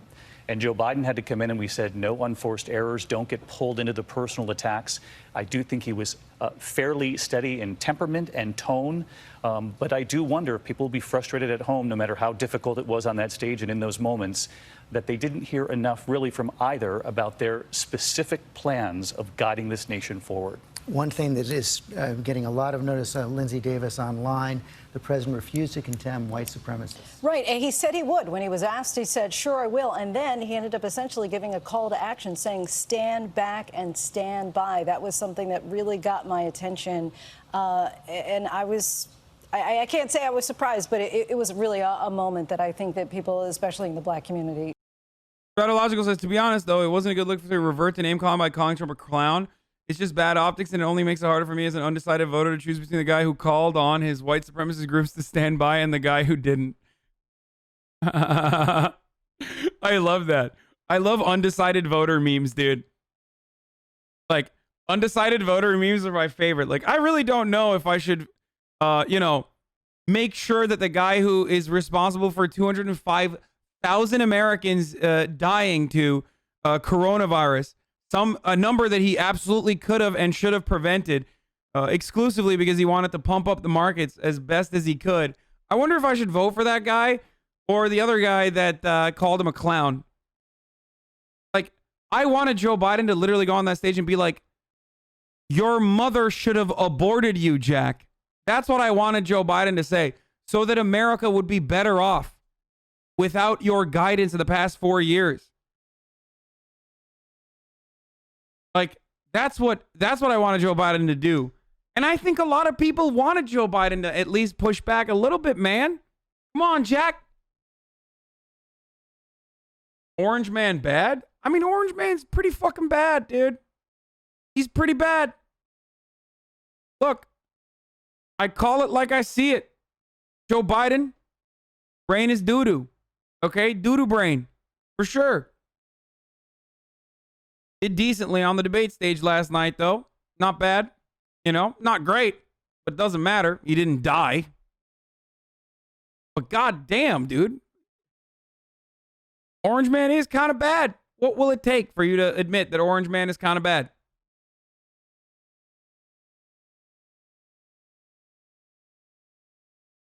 Heard loud and clear. Got to take a quick break. We'll be right back.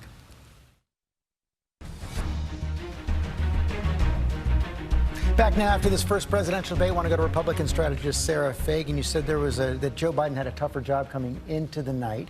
Is that the way you feel coming out of it? Look, I think this was a total food fight. I don't think either of these candidates won. There were moments where the president was setting up the choice in this election, but they just devolved, and they devolved too quickly. And the challenge for the president, I agree with John Carl, that in a place where he doesn't command the stage in a presidential way, he's not getting ahead. He's down 7 points going into this debate. I think he's probably still down 7 points after it. I think this debate was an unmitigated disaster. And I think Trump's performance has shown me exactly why our country is in the state that we're in right now. The fact that we've survived to this point with that kind of leadership, I think, is amazing. I think, you know, Joe Biden's challenge was, as my grandmother said, don't make sense out of foolishness, it'll make a fool out of you. I mean, it was so much foolishness. I don't think there was a way for him to really cut through and have the moments that I think he desired at the top. It was just completely out of control. And I think the people who lose are the American people who, you know, as David has said, are looking for hope, are looking for real direction, are looking for leadership. Joe Biden did the best he can. And frankly, out of the gate, he did a much better job. By the end, it was clear that even he was getting unsettled. And I think got a little too hot towards the end, too. I wish he had taken a deep breath. But he had a huge chance. What? No, I disagree. I think Joe Biden did a lot better towards the end than he did in the beginning. He was getting fucking ripped apart in the beginning, and only because Donald Trump kicked it up a notch instead of dialing it back and letting Joe Biden fail a little bit on his own, that he came across as a bully and bad overall. But Joe Biden actually did perform a lot better towards the middle and even in the end, where he had good moments, especially coronavirus, like the way he talked about Donald Trump's failures during coronavirus. That was probably one of the best, most coherent moments that he had. It was probably a practice speech, but he did a really fucking good job with that stuff. And that was towards the middle. The court packing stuff that he couldn't even fucking deflect away from, that was horrible if you ask me. And the only way that, the Proud Boys was really good. There was like a lot of lines in there that Joe Biden did well, but that was definitely towards the end and in the middle, and not in the beginning whatsoever. The beginning was terrible. Challenge, because Donald Trump really, really was a disaster, and I'm really, really afraid for our country, unfortunately, if he wins another term. Matthew based on that Dad, performance. thank you, Yvette. Matthew Dad, you've worked for both Democrats and Republicans. Of course, you worked for President George W. Bush. Your thoughts? For everyone who thinks Biden couldn't formulate a good argument or policy, have no clue how stressful it is for someone to overcome hecklers while trying to speak. You know it so well by your own debates, correct? Yes, but I do the Donald Trump style. I roll over my debate opponents usually by yelling at them. So I debate like Donald Trump. I think that there's a delicate balance there, and Donald Trump failed. I usually will allow my opponent to at least express their ideas before I fucking start barking over them. But barking after a certain while is not necessarily a bad thing. But yeah, I don't necessarily have a problem with that. It's just that Donald Trump, he did it from the gates, and he did that from the jump, and then didn't scale it back at all. There were literally moments where Donald Trump saved Joe Biden by talking over him instead of allowing Joe Biden to fuck up by not remembering a certain thing that he was going to say. Because like Joe Biden always dies down towards his like long, strung on sentences. And like, those are the moments where he says, you know the thing, Jack, or I shouldn't have spoken that much. Like, he never let that happen because he was constantly ready to fucking jump on it and constantly ready to fucking attack him. And he got overzealous. If he had actually scaled it back a little bit, he, one, wouldn't look like such a bully, and two, would have probably made probably made Joe Biden look really bad. Have those actual moments. He was literally, he fucked his own game up.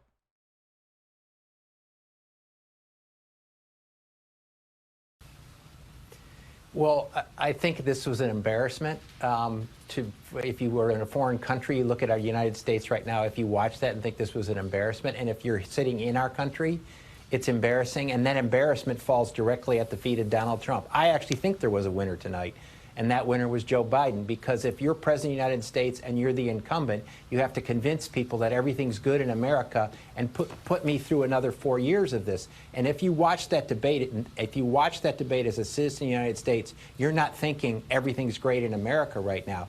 So Joe Biden, yeah, he had good moments. He had some moments where he had a hard time dealing with this. And as I said going into the debate, that Donald Trump's a bull in a china shop. Well, the bull was let loose in the china shop. The moderator tried as best they could to control it. Joe Biden tried to fend it off. But when you look at the end of this, Donald Trump had to convince the American public that 4 more years of this is a good thing.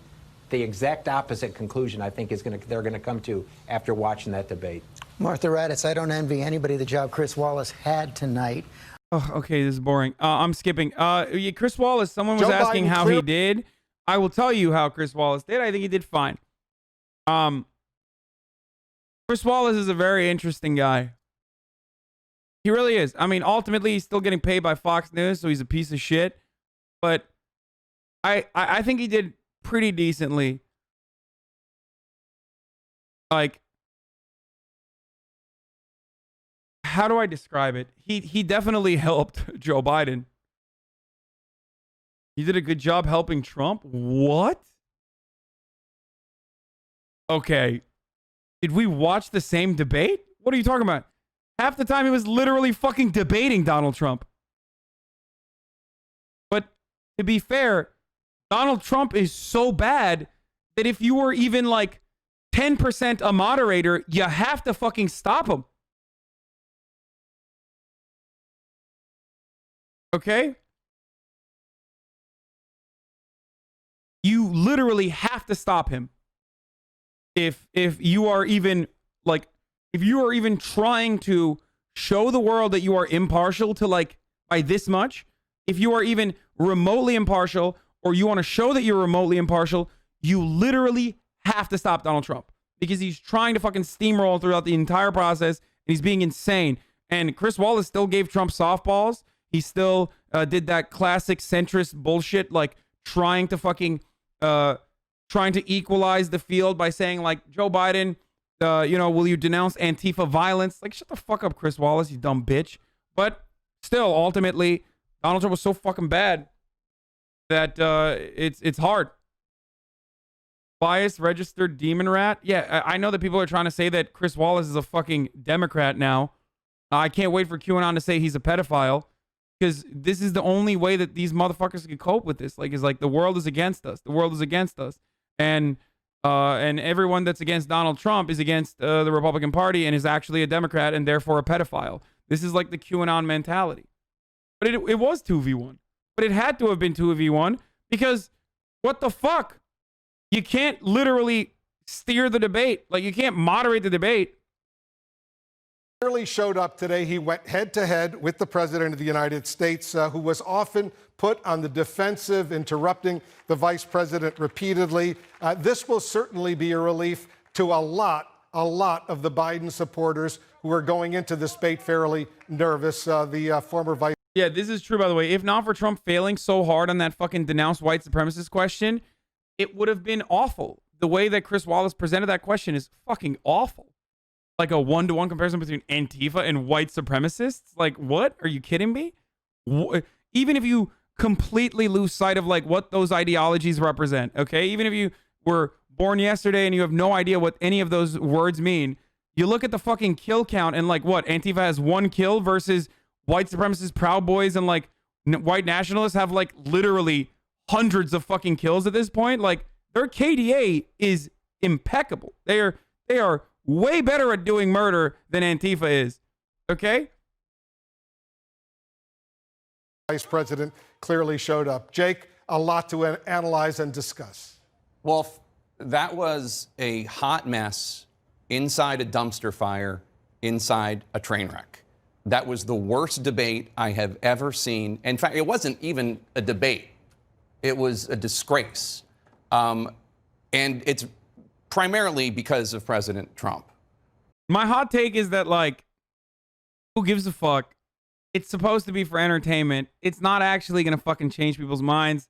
You're not, like, actually putting forward policy positions, especially at an election cycle like this one where, like, both parties are known. It's not like Mitt Romney is coming at Barack Obama from a relatively unknown position. Who cares? It was a spectacle. And you know what? We all fucking jerked off to it. We all watched it. And now we're all talking about how we hated it. But like deep down inside, it was fucking entertaining. It gave me a headache, but it's kind of like, it's kind of like a drug that you take where while you're in the moment, you're like, this is good, but you might have a fucking massive hangover later down the line. And I certainly did. I still have a headache from it, but it's all right. Who spent the entire time interrupting, not abiding by the rules that he agreed to, lying, maliciously attacking the son of the vice president. When asked to condemn white supremacists, he brought up the name of a neo-fascist far-right group and said, stand back and stand by. We'll talk about who won the debate, who lost the debate, but I can tell you one thing for sure. The American people lost tonight. Okay, got it, Jake. Thanks. All right, I don't really care about this. Now, all right. people were watching this debate around the world here on CNN. Daniel Dale, the real hero of every night, the only fact checker that I actually like and do think is like a nice guy overall, is Daniel Dale. And I don't know how the fuck he does what he does. The only other person that I know that is just as much as a fucking freak as myself, who like literally watches everything, every single thing that Donald Trump does, is Daniel Dale. Absolute nerd. Dale. Let's watch him do a live fact checking on the spot. Very busy tonight, scrutinizing everything we heard from both candidates. Daniel, first the big picture. How much was fact? How much was false? Well, it depended, Wolf, on who we were listening to. I think it's important for us as journalists to say when both sides are not alike. And they were not alike tonight. We had an avalanche of lying from President Trump. Biden, conversely, made at least a couple false or misleading claims, but honestly, he was largely accurate. There were times during this debate, Wolf, where President Trump's every line, specifically on mail voting, almost every single... He's such a fucking nerd. He's like, actually, what we found out that was... I did a quick analysis of 750 different lines that Donald Trump had uttered, and almost every single one, specifically 89.8% of his lines were full of lies and inaccuracies, whereas Joe Biden only had 7% lying metric. Single thing he said during that concluding section of the debate was inaccurate. And the other thing that stood out to me, Wolf, was that these are largely false claims the president has made before. These weren't one-time slips or gaffes or errors. These have been fact-checked, and he keeps saying them, and they're still wrong. Let's turn to a specific claim that was made by President Trump about former Vice President Biden's health care plan. Listen to this. The bigger problem that you have is that you're going to extinguish 180 million people with their private health care that they're very That's happy with. simply not true. Well, you're certainly going to socialist. You're going. So my anger about this take is that Democrats allow this opening to even exist by criticizing Medicare for all. Okay? Don't. Stop doing that. We're supposed to be going towards Medicare for all. At least Obama had the decency to lie to us and say that this was a first step. You can't fucking criticize universal health care and then expect Republicans not to capitalize on that because there's already so much confusion. on what it means to have comprehensive coverage or universal health care or socialized medicine. All right, Daniel, break that down for us. Biden was correct. That claim is simply not true. You may recall the Democratic primary in which a leading candidate, Senator Bernie Sanders, proposed a Medicare for all plan, a single-payer plan that would indeed have eliminated most private insurance, about 100 million people with private plans. Biden rejected that approach. What Biden is proposing is something called a public option that allows people to voluntarily, if they want, enter into a Medicare-like program. But if they want to keep their own insurance, they can. So bottom line, this claim is just inaccurate. Let's turn, Daniel, to the economy. President Trump's claim about... The actual counter to that is this.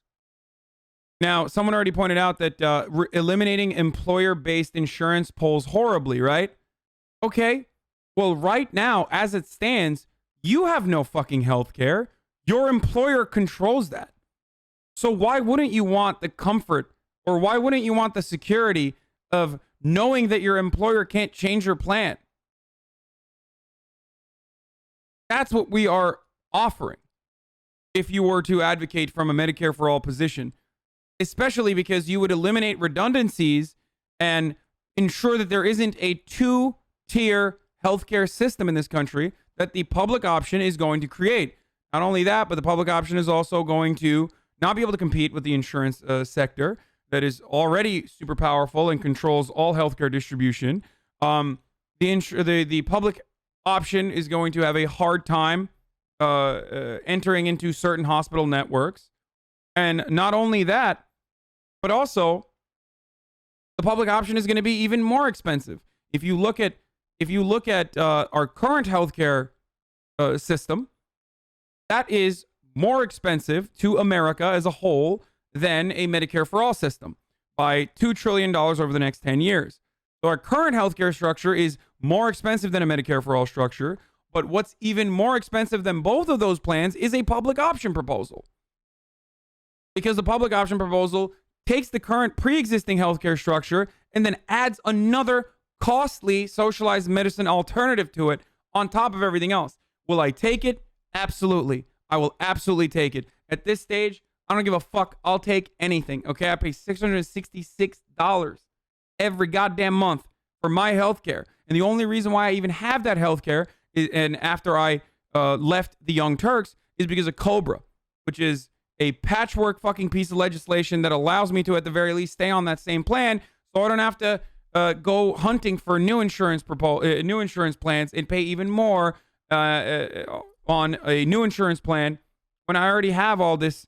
When I already have the deductible, I guess. When I've already paid through my deductibles for my previous plan, it fucking sucks. It's absolutely pathetic. It's shit.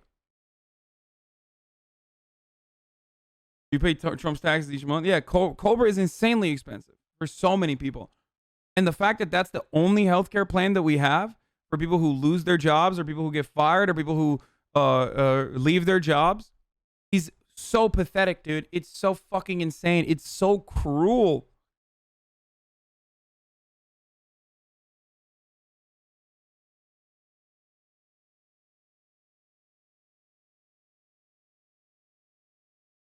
New rules. Mics will be cut off for those who violate. What is this? According to CBS News from Brian Tyler Cohen. Mics will be cut off for those who violate the rules at subsequent presidential debates, among other changes that will be imposed moving forward. Good.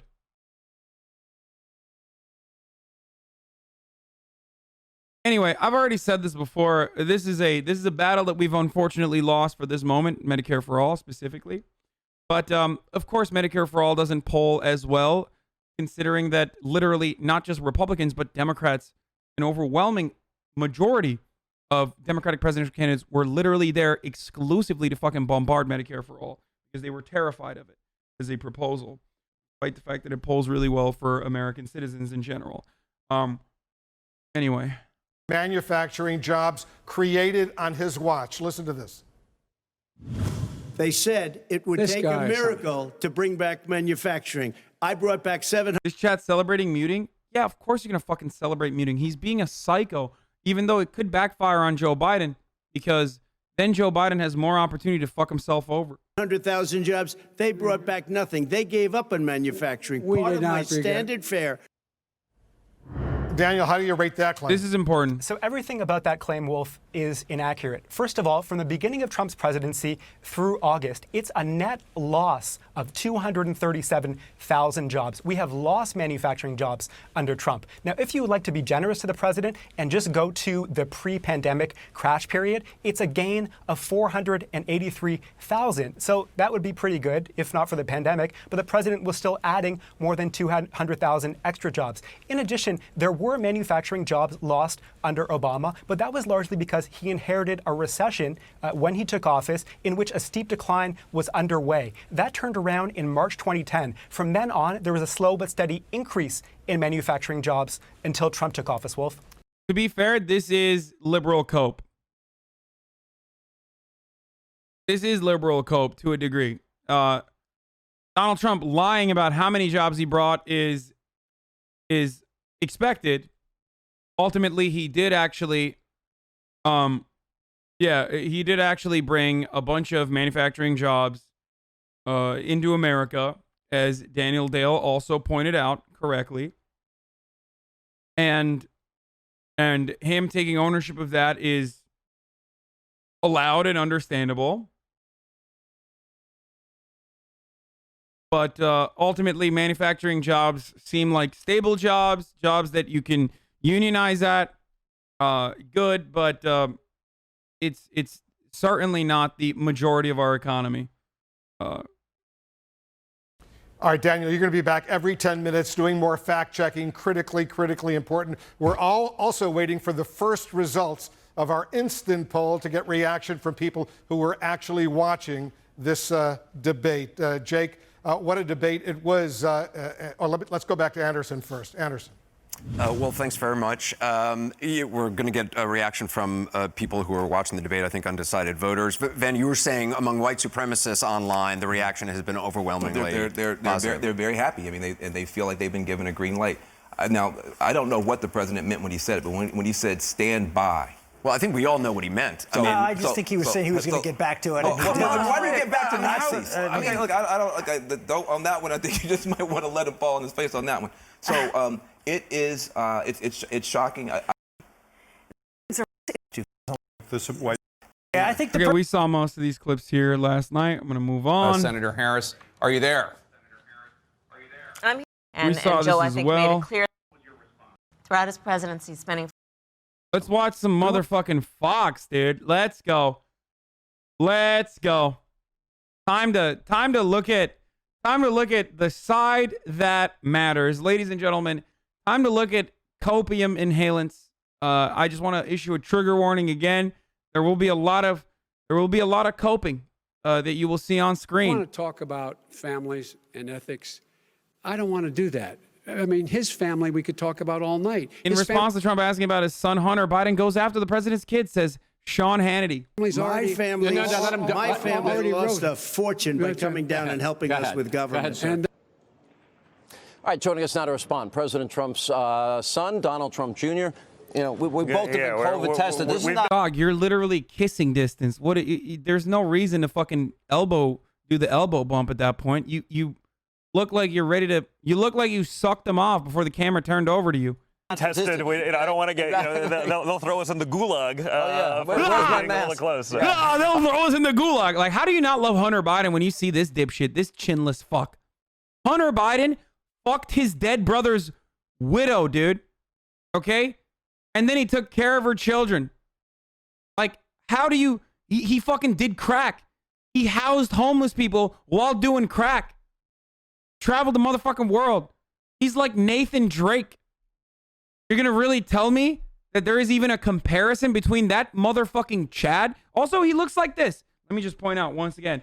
This is what Hunter Biden fucking looks like, dude. Literally a goddamn Chad. Look at this. He looks like a character from Vampire Bloodlines Masquerade, dude. Look at this fucking guy. It's not even a question. Put this fucking guy next to this dipshit.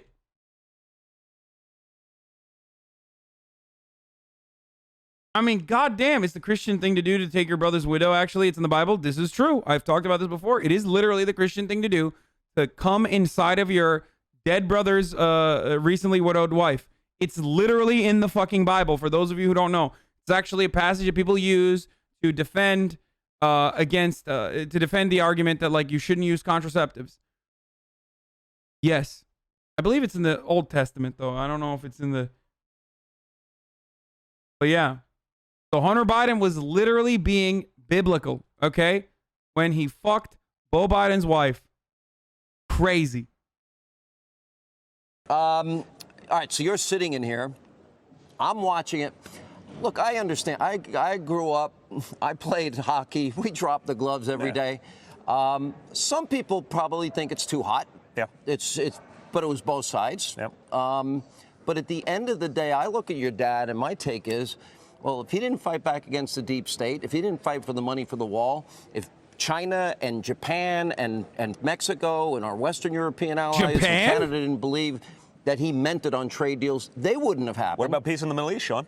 That happened not because of people like Joe Biden who've been in government for 47 years, but because Donald Trump took a different approach. And when he said he's going to do something, they believed him. So, you know, it was obviously combative. But I think you also have to look, and the American people have to understand, you know, what Donald Trump has been through, impeachment hoax, Russia collusion nonsense. There's actual Russia collusion now. Literally wire transfers from a known associate of Vladimir Putin to Joe Biden's son. There's a first lady of Moscow. She happens to be a billionaire. But guess what? You don't become a billionaire first lady of Moscow without connections to Vladimir Putin. Now it's... God, he's such a dweeb, dude. What's this new line? I didn't even know about this. Yo, this is a great line.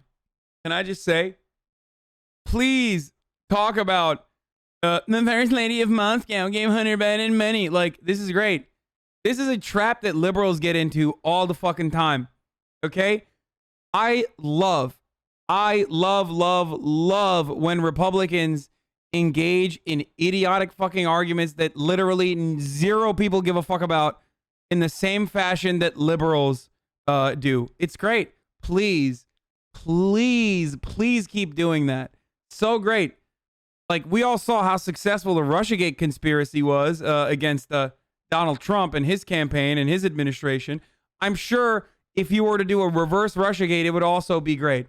Fuck yeah, dude. No, good. I love it. Try to get these dumbass reactionaries on Facebook to like learn the names of every like Russian fucking royalty and Russian oligarch in the same way that like MSNBC brainwashed boomers into like knowing about Oleg Deripaska and Burisma and all these other fucking Eastern Bloc weirdos. It's there. For 4 years, I get to hear about me. They were hoping that I did a fraction of what Hunter did. I'd be in jail right now. You had one meeting and you spent 3 years of your life. By the way, now he had one meeting with Russian officials where they literally talked about a tit for tat, give us dirt on Hillary Clinton, and we'll rework the Magnitsky Act. I mean, dude, what the fuck?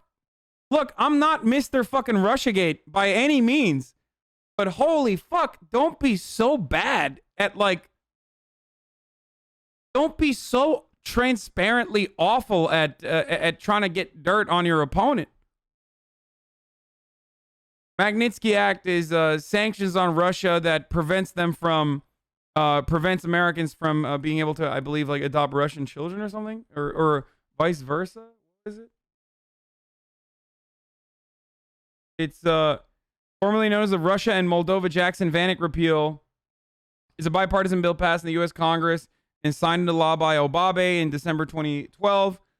It was to punish Russian officials responsible for the death of Russian tax lawyer Sergei Magnitsky in a Moscow prison, and also to grant permanent normal trade relation status to Russia. But the bill also, the bill froze assets and shit of oligarchs, which they didn't like. But then beyond that, what was it? It was like, wasn't there literally a provision on it that prohibited them? Yeah, Russian officials were not allowed to enter the United States or use their banking system. And then on top of that, there was something about adoption. children being adopted. Unless I'm... Yeah, Russia retaliated by banning the adoption of American kids. Okay, sorry. Mohammed Hussein Biden, chat, you're so funny. Yeah, we're going to talk about that in a second. Do you not think taking $3.5 million from the wife of a former Moscow mayor is questionable? The cognitive dissonance is unreal. No. I think Hunter Biden is totally corrupt. I think you're misunderstanding what I'm saying. When I say Hunter Biden is cool, I mean like he's corrupt as shit, and he absolutely should never have gotten a job at the Ukrainian gas giant. He was not qualified for that position at all. Totally capturing and capitalizing on the Biden name. When I say he's cool, I mean it's cool that he was addicted to crack cocaine, the working man's cocaine, by the way, for those of you who don't know. Crack is the proletarian cocaine. So that was pretty tight. And also all the other stuff that I mentioned. And he's hot. Yeah. So cheers to Hunter Biden. At least he's fucking cool. I mean, these guys are all spoiled, bratty, annoying nepotism beneficiaries. And I say this as a beneficiary of nepotism myself, right? Like, they all suck ass. So at least one of them is entertaining. And he fucks strippers and stuff. So yeah, fuck yeah, I'm going to be on board with Hunter Biden.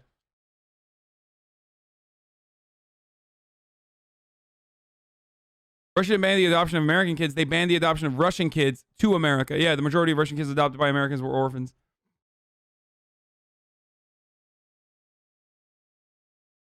Yeah, what's the statistic for sentences for crack versus sentences for coke? Yeah, that disparity is specifically to target black people. Anyway. Hunter Biden is a Kennedy kid with a bad PR team. True. But also less deaths on his hands and also didn't die. So he is literally better than the Kennedy kids across the board. Now, Hunter's kids might be just as bad as the Kennedy kids. But yeah. Didn't die, built different, does crack instead of cocaine, a proletarian drug, and fucked his brother's wife after he died. Literally just awesome. Hello, ring, ring. Hello, base department. It's Hunter Biden calling. I will always offer critical support to Hunter Biden on this broadcast. Okay. What did he get? Like a fucking diamond from like Chinese, like a Chinese oligarch? Fucking literally lives life like Nathan Drake. Like so corrupt, so awful, but also so dope at the same time. I will always offer a himbo like Hunter Biden critical support. You got 1.3 million views on your VOD yesterday? That's not surprising.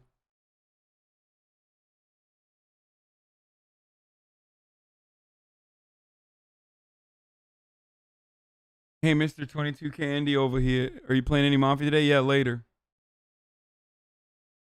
Sorry, I know that all the Republicans in the chat are like so triggered because I'm supposed to be like what, backing down and being like, no, Hunter Biden isn't corrupt. No, like I don't give a fuck, bitch. Yeah, he's corrupt as shit. Throw him in jail. If we're throwing every single one of these fucking fail sons in jail, Hunter goes to jail too. Guess what though? Hunter fucking makes everybody else his prison bitch because he is with it, dude. He walks into prison. You know what he did? You know what he does first day? He's like, well, first of all, I smuggled crack in my asshole when I came in here. So who wants some fucking crack? That's what Hunter does. And then he goes over to the cafeteria, okay, at the mess hall, picks up the first metal tray he can and just slams one of the fucking dipshit Trump kids in the face.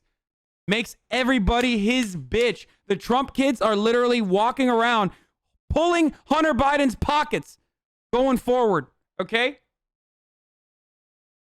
Sorry, I shouldn't be making light of prison rape and stuff. It is a significant problem, but you get what I was trying to say. They're going to be walking around with Hunter Biden's pockets lying out. They're going to be grabbing on 3 at a time to Hunter Biden's pockets if they all go to jail together. Wherever he goes. Hunter Biden is going to Okay, last one. Hunter Biden's gonna tattoo Beau Biden's wife onto fucking Donald Trump Jr.'s back, so he has something nice to look at.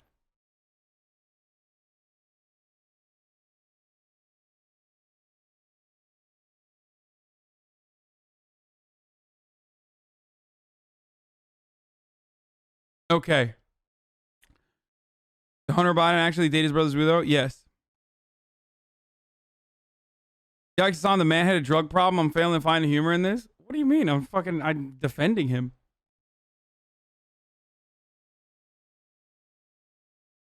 Okay, we're done. Let's keep going. Paid for by the DNC. Acknowledge. The FBI was working with a known Russian agent, a known spy. And God, he sounds so nasally and annoying, dude. You gotta lay off the fucking coke, brother. FBI was working with a known Russian agent. It's like, oh, now we don't want to hear anything about it. So, if there's a combative nature where you come out hot of the bunch, it's because he's had to deal with it. He's had to watch his family be subjected to it. He had to be subjected to himself. And by the way, more importantly, he still delivered for the American people because that was the reality. Joe Biden couldn't answer what he's done for 47 years. Joe Biden talks about race. That's wonderful. What did he do about it? Nothing. You talked about what he did. You talked about his statements, his comments. Donald Trump is the guy that got prison reform done. Alice Johnson was one of our guests tonight. She flew over here with us today, one of the first people. Don Jr., criminal justice reform. He got opportunity zones, historically black colleges, police reform, record low unemployment, African Americans, Hispanic Americans, Asian Americans, women in the workplace. Who are you talking to? Like, when asked the question about why black people should vote for you, Donald Trump's answer was, we need the police. They're storming.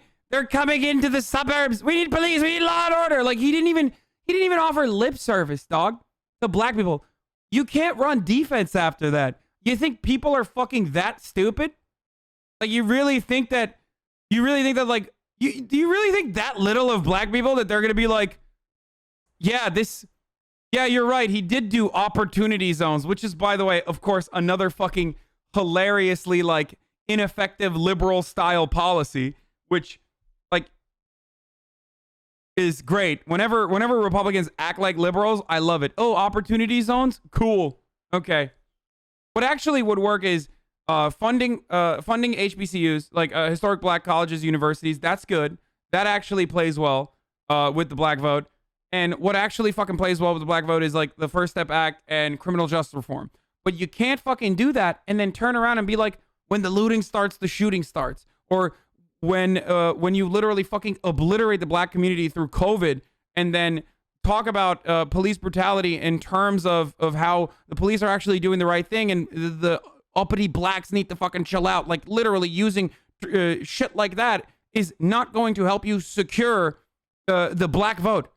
Like, unless you are literally racist and think black people are so fucking stupid that they're gonna not be able to recognize that that someone is doing the exact same kind of white supremacist agitation that they've had to deal with for their entire fucking lives. Okay? God damn, and the people that are saying they are, holy shit, there's a fucking reason why the overwhelming majority, 93%, even in the lowest rates of black voters vote for the Democratic Party, okay? Like, despite the fact that they are, by and large, social conservatives, okay? When it comes to a lot of opinions that especially older black demographics have, they still vote as the most reliable fucking Democratic voting bloc. And the reason for that is because the evil that they know is better than the evil that they don't. They don't want to rock the boat. They're conservative voters. They're very reliable voters. And the reality is they know that both parties and their representatives are pretty fucking racist, but at least they're going to go with the less racist vote in that circumstance. The racist that they know is better than Donald Trump, who's like straight up harming their communities. Black conservatives are a thing and not a monolith. Lol. Yeah, you're right. You know, black conservatives and not being a monolith. Name a better duo. Disagreeing equals racism? Wait, no, I banned that person for saying that black people are stupid enough to believe Donald Trump. That's why I banned that person.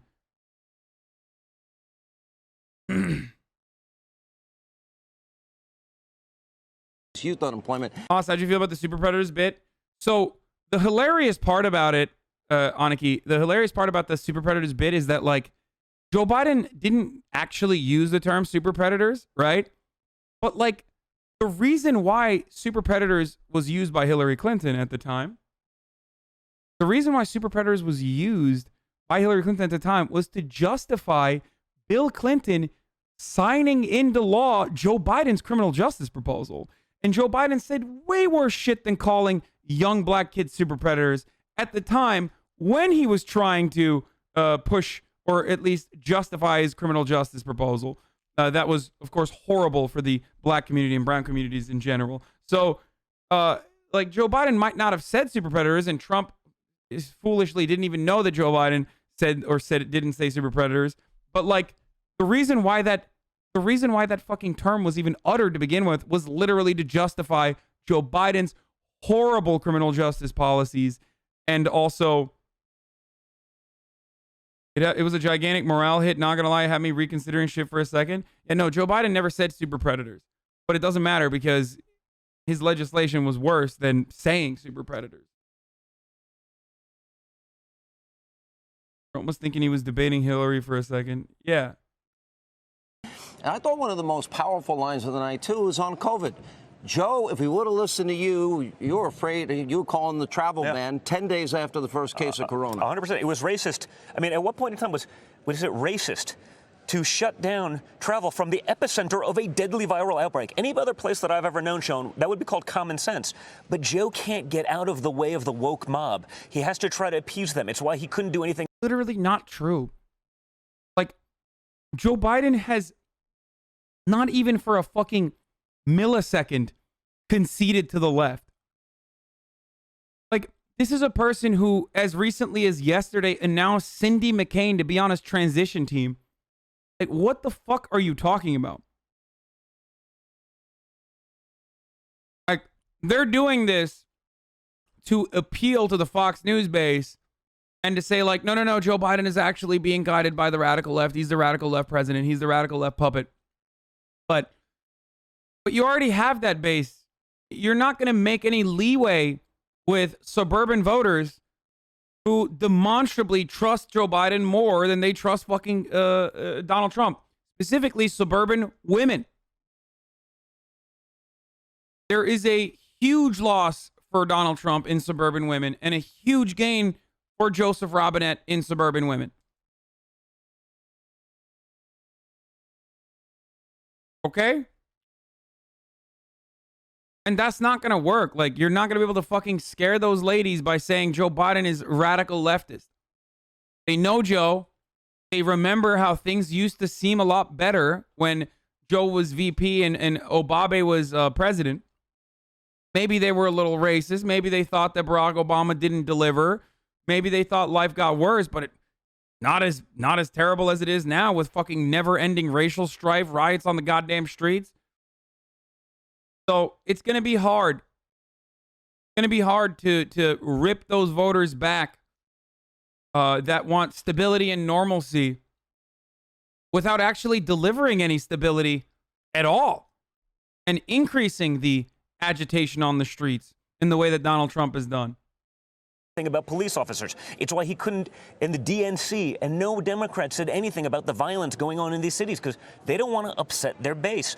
And that's really problematic. How does it go over with him actually denying the Biden-Bernie, Bolshevik-Bernie manifesto, which he agreed to? Well, beyond that, I mean, they talk about the Green New Deal. You know, they'll say, well, it was $93 trillion, not the $100 trillion that my father had said. I mean, that's the reality. That's how these things will be fact-checked. They'll say, well, Trump wasn't strong enough on white supremacy. I mean, he denounced everything, first of all, right there. More importantly, he literally, for the first American president, made the KKK a domestic hate, terrorist organization last week. Right. So, they will spin that, but they will neglect the facts, and that's the point. If I did what Hunter did, I'd be in jail, but that's not a fact. If our FBI did this to an incoming President Barack Obama or an incoming Joe Biden, it would be the biggest scandal in American political history. When it happens to Trump, That's okay, because we don't like Trump. We don't want someone who's actually going to be effective. We don't want someone who's actually going to take us out of these wars, these endless wars, the things that Joe Biden would push us for.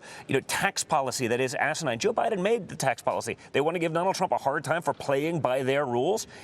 It's ridiculous. I always said that America knew what they were electing in your dad in 2016. Yeah. That is an iconoclast, somebody that is not part of the swamp, somebody that is there to break down the system. This is what draining the swamp looks like, and it's not pretty, is it? It's not, and the swamp has teeth, as we've found out. I mean, look at what they've tried to do to him throughout. Look at all the lies. You know, everyone's running with anonymous sources. I've seen more anonymous source stuff that falls and gets debunked after they get 1 week to run with the story as though it's the gospel. You know, that's the real problem. And so, you know, if there is a frustration where my father then comes out. What kind of coke do you guys think Donald Trump Jr. is doing? He said something about Hunter. Please fact check old Chinless over here. So my brother keeps me tuned in with like what goes on in like really far right circles from his experience with like motorbiking, dirt biking, and you know, living in Oklahoma, and also because he loves off-roading, and he loves watching this shit as much as I do, like, you know, conservative watching. And what he told me about is that there is this new conspiracy out there called the Riding of the Dragon or something, and it's about Hunter Biden. Apparently, there's like a new pandemic style conspiracy documentary out there about how Hunter went to China. And he's actually still in China. He's like kidnapped by the Chinese government, and that's like taking root. Does Murat like NASCAR? No.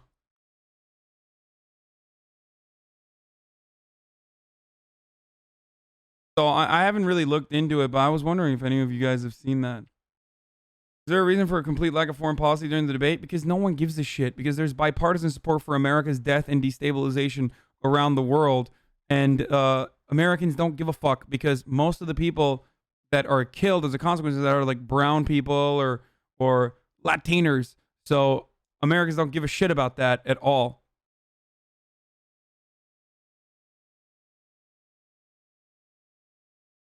My mom sent me that video and told me to watch it. Yeah, like conspiracy theorists are like running around with like new Hunter Biden stuff. Check out this meme in the QAnon Discord I monitor. Wearing a wire and an IV. Who knows what's going in him? And Wallace helping him. This is from Paul. Thank you for browsing the QAnon.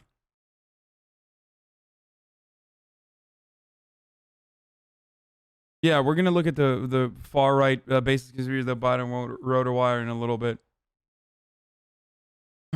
Biden lost. God damn, is this real or is this photoshopped? What the fuck? Bro, Trump's got a dumpy, dude. What a fucking... I mean, this is thickums, dude. He's got a fucking wagon. I just want to say, awooga! Awooga! Like an old 1930s style cartoon. I want to jump up in the air with my ears and my fucking eyes and my tongue flying out of my face as I yell, awooga! He is dummy thick, dude. Woof. God damn. You try starting to eat that ass on Monday, you don't finish by the next Monday, dude. My man's got burgles in his pants. Thick, dude. I mean, that's a shelf, dude. My man's got more packing than fucking Sarah in the remastered version of Mafia Definitive Edition. So full of trash, he is a dumpster. Yeah, what are you doing, dude? If I see that thing walking down the street, I say, double cheeked up on a Thursday. What are you doing with all that ass, Donald Trump? Shorty a little baddie, she my boo thing, and Shorty got the fatty. My man's got half of the My Pillow stock straight up in one cheek. That's the secret to My Pillow. Stop simping. No simp September is almost over. Okay, that was a brief aside. I just wanted to interrupt this broadcast to deliver an important message that that Donald Trump is caked the fuck up, dude. God damn. My man's built like a praying mantis. Joe Biden has that. Joe Biden has, by the way, confirmed Irish are not POC. Joe Biden has that inverse ass that you see. That Hank Hill chicken butt. The sad, pathetic display. Just a pure, not only just a lack of ass, but literally just like the ass is so non-existent that it goes inside. Trump got that lunch lady ass. Oh, Jesus. No wonder he's lowering the price of insulin for all that cake. True. Just by staring at it, I just got diabetes, man. Fuck.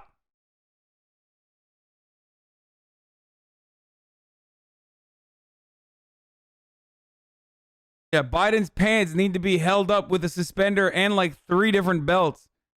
Because there's nothing there. No ass whatsoever. How the fuck does he hold that shit up? Trump got that picnic butt. Oh, Jesus Christ. He does look like he got a Brazilian butt lift, dude. My God. Fuck. All right, I'm done thirsting over Trump's thick ass. We're going to get to the QAnon stuff in a second. Let's finish this cope. Aggressively, it's because they've been doing this for 4 years. They talk about a peaceful transition of power. The American Republic has existed for 243 years. Obama and Biden were the first people to not have a peaceful transition of power. They tried to weaponize their friends in government and the highest levels of American law enforcement to try to combat this president, the duly elected president of the United States. They're playing games with ballots all over the place. You saw Pennsylvania, you saw the O'Keefe stuff, and we're supposed to pretend like it doesn't happen because the Democrats control the media, so they won't highlight very obvious things, just like, again.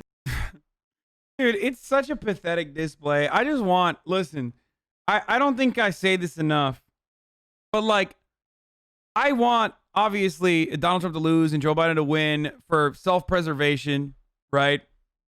And to at least prevent like the inevitable acceleration by 4 years, inevitable acceleration of the fascism by 4 years, at the very least.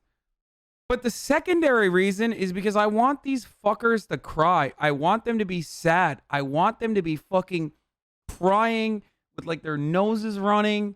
I want them to feel pain. I want them to feel the hurt. Because they've gone way too out of control, dude.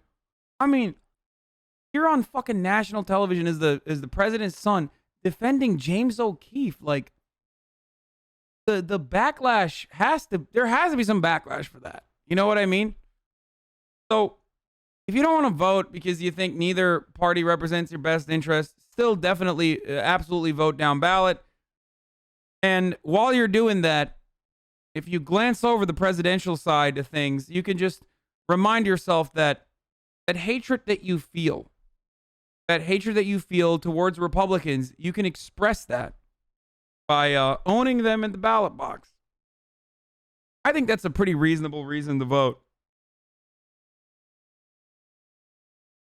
They're not going to highlight Hunter's connection to Xi and China governmental investment. They're not going to talk about him being tied to money to Putin and human trafficking and prostitution rings. That's off limits. It's the kind of stuff, if I did it, if I did a fraction of it, it would be the biggest scandal. It would be the biggest story for weeks. It would single-handedly disqualify my father from being there because the media would say it when Hunter does it. It's like, no big deal. It's not really a problem. It's okay for him. You know, things evolve in a country. Things evolve. Why is he's gotten like increasingly more nasally and wheezily throughout the years. It's kind of wild that like he sounds like this. He sounds like he's permanently complaining. I hate this. You know, we supposedly celebrate free speech in this country. Why would I be very interested in put the two candidates on the stage for 2 hours and let them go at it? Let them take it on. I think it'd be great. Listen, we've seen that. We knew that was coming anyway with Chris Wallace. You know, I understand he's a Fox guy, but he's no conservative. He's going to be, and he's no centrist either. You know, that's sort of the nature of this game, and I think that's why my father has to play it that way. He's got to combat that because he's not just fighting conservative ideas versus liberal ideas. I mean, he's taking on a multi-billion-dollar mainstream media complex. You know, Joe Biden can hide in the basement. He doesn't have to get out and do campaign rallies. The media will do that for him. He can Fellas, is it gay to have your knees touch on national television as you're talking about your daddy? Even if you're not directly blood related to him, but you still call him daddy?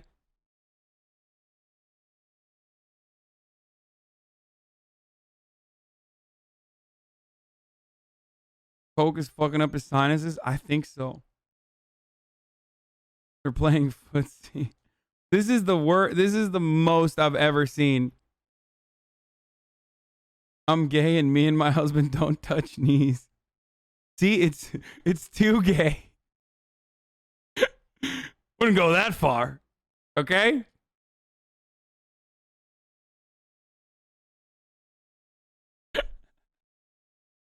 He can sit there for months and do a debate prep because no one's going to ask him a question as to why he's not taking any questions. How do you get away with not answering whether you're stacked a court or not? Because you know what the answer is. He knows what the answer is, so he doesn't want to line out for when he eventually does it. But it's no secret. You think, oh, Amy Coney, she's the reason they're now talking about this. They were talking about this 2 months ago before Ruth Bader Ginsburg passed away. You know, and Donald Trump was right. Ruth Bader Ginsburg said the president is the president for 4 years, not a fraction of that, not 3 years. He's the president for 4 years, so he should fill this court. Answer by Biden because he's like, well, you have to have an election. Well, we had an election. Correct. He's the president. It's happened 29 times his in logic election years. Well, you're in an election year. It's like, so you mean he's not the president until January or whatever it is? Right. Well, of course he is. So it's an asinine answer. But again, no one's going to call him out on that very real fact. There are people watching in America right now that think, oh, well, because of an election, that's different. Like you're only partially president because you're in an election year. That it's ridiculous, but by not contesting it, but by not saying, well, that's not how it works. That's not how the Constitution. By the way, that's not what Obama said. That's not what Biden said. It's not what Ginsburg said. It's not what Schumer said. It's not what Pelosi said. In 2016, with Merrick Garland, the difference is they didn't control the Senate and they didn't have the votes.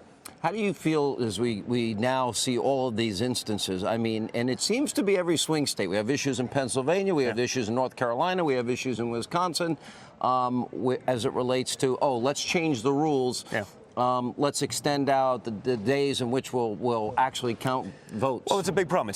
Yeah, it's a big problem, dude. Having all the votes get counted at a time when, like, we need to have universal mail-in ballots because of, I don't know, a fucking deadly pandemic that's killed more than 205,000 Americans directly as a consequence of the gross ineptitude. I would even go so far as to say criminal negligence by the Trump administration. It would suck if we, as a consequence of that, had to count all of the votes that are coming in. Counting votes is literally communism. We need to stop that from happening. It's happening in all of the states that have Democratic control, right? Because that's how they play their games. They don't have a ground game. They haven't bothered to try to staff that up. They haven't done door knocking. They don't have to. Their plan is to start all of this on November 4th, when they can start just litigating it, contesting it, and Yeah, what does that say about your fucking administration? When a simple referendum is getting more people to, whether it's by mail or whether it's in person, vote for a literal fucking carcass. Like, you should have done the work when you had the power so that you didn't have to engage in this kind of cope. Like, we're literally voting for a fucking carcass over 4 more years of Donald Trump because of how bad Donald Trump was. places like Pennsylvania, where you have a Democrat governor and a Democrat state legislator. That's why it was so critical for my father to say, hey, you guys got to get out there and vote. This has to be a landslide. If it's in the margins, these guys are going to play games. Ballots are going to be coming in for weeks and probably months afterwards. They will magically all be 100% for Joe Biden because we've seen how this works. We've seen this game play out too many times. Amazing the Republicans don't win special elections once they go past. Amazing how Pennsylvania, day. every ballot was cast for your dad that was in the garbage pan. Yeah, from the military. And again, that doesn't mean, but the notion also that absentee balloting is perfect. Well, this isn't absentee balloting. 9 votes.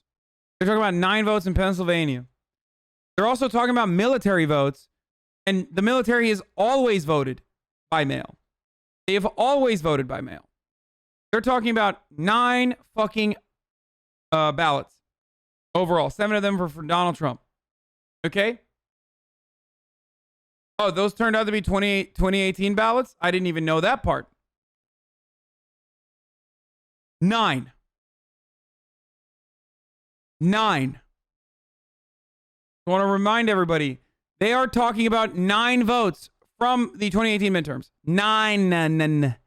That's crazy. Mailing states that have never done this before, doing a dry run. Or even if it's not from 2018, even if it's right now, 9 votes.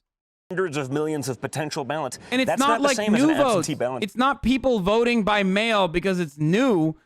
It's people that have always voted by mail. So those problems, of course, always fucking exist in vote by mail. System like you have in Florida that has worked for years. There are differences, but they try to take and conflate the issues. If it's not from 2018, that's something else. That's another story. System that's been tried and proven and tested. The Democrats don't want the signatures to have to match up on ballots across the. Please explain to me. Give me one reason, Sean. One reason why the signature of the person who's saying they're voting, who's registered to vote, should not have to match, unless you're trying to steal the election, which of course they are. In 2016, when I went to the DNC convention, I needed a photo ID. Yeah. And usually I'd go there, the guys would say, hi, Mr. Hannity. Well, you're obviously I need your racist, ID.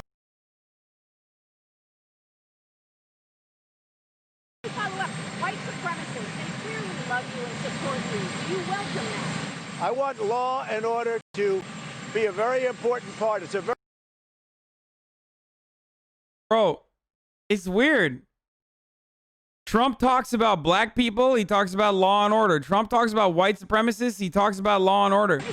I wonder why he keeps bringing back both of those issues to law and order. White supremacists, they clearly love you and support you. Do you welcome that? I want law and order to be a very important part. It's a very important part of my campaign. And when I say that, what I'm talking about is law enforcement the police have to take care. And they should stop defunding the police like they've done in New York, like they've done in New York. I just told you. But do you denounce them? Do you denounce I've always denounced any form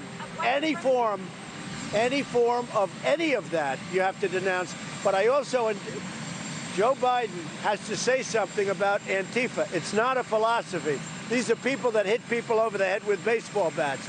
He's got to come out and he's got to be strong and he's got to condemn Antifa. And it's very important that he does it. Let me follow up. White supremacists, they clearly love you and support you.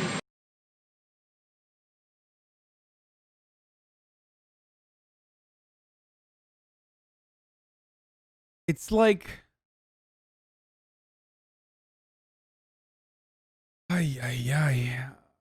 it's like he constantly keeps legitimizing and playing into the dangerous rhetoric. This is no different than the fucking both sides of white supremacy. Like, this is just the same as there are very fine people on both sides. It's like, oh yeah, I denounced them. I denounced those people. I denounced those people. I always have. But also, like, they kind of need to exist because, you know, Antifa is the real dangerous group. Fucking nuts.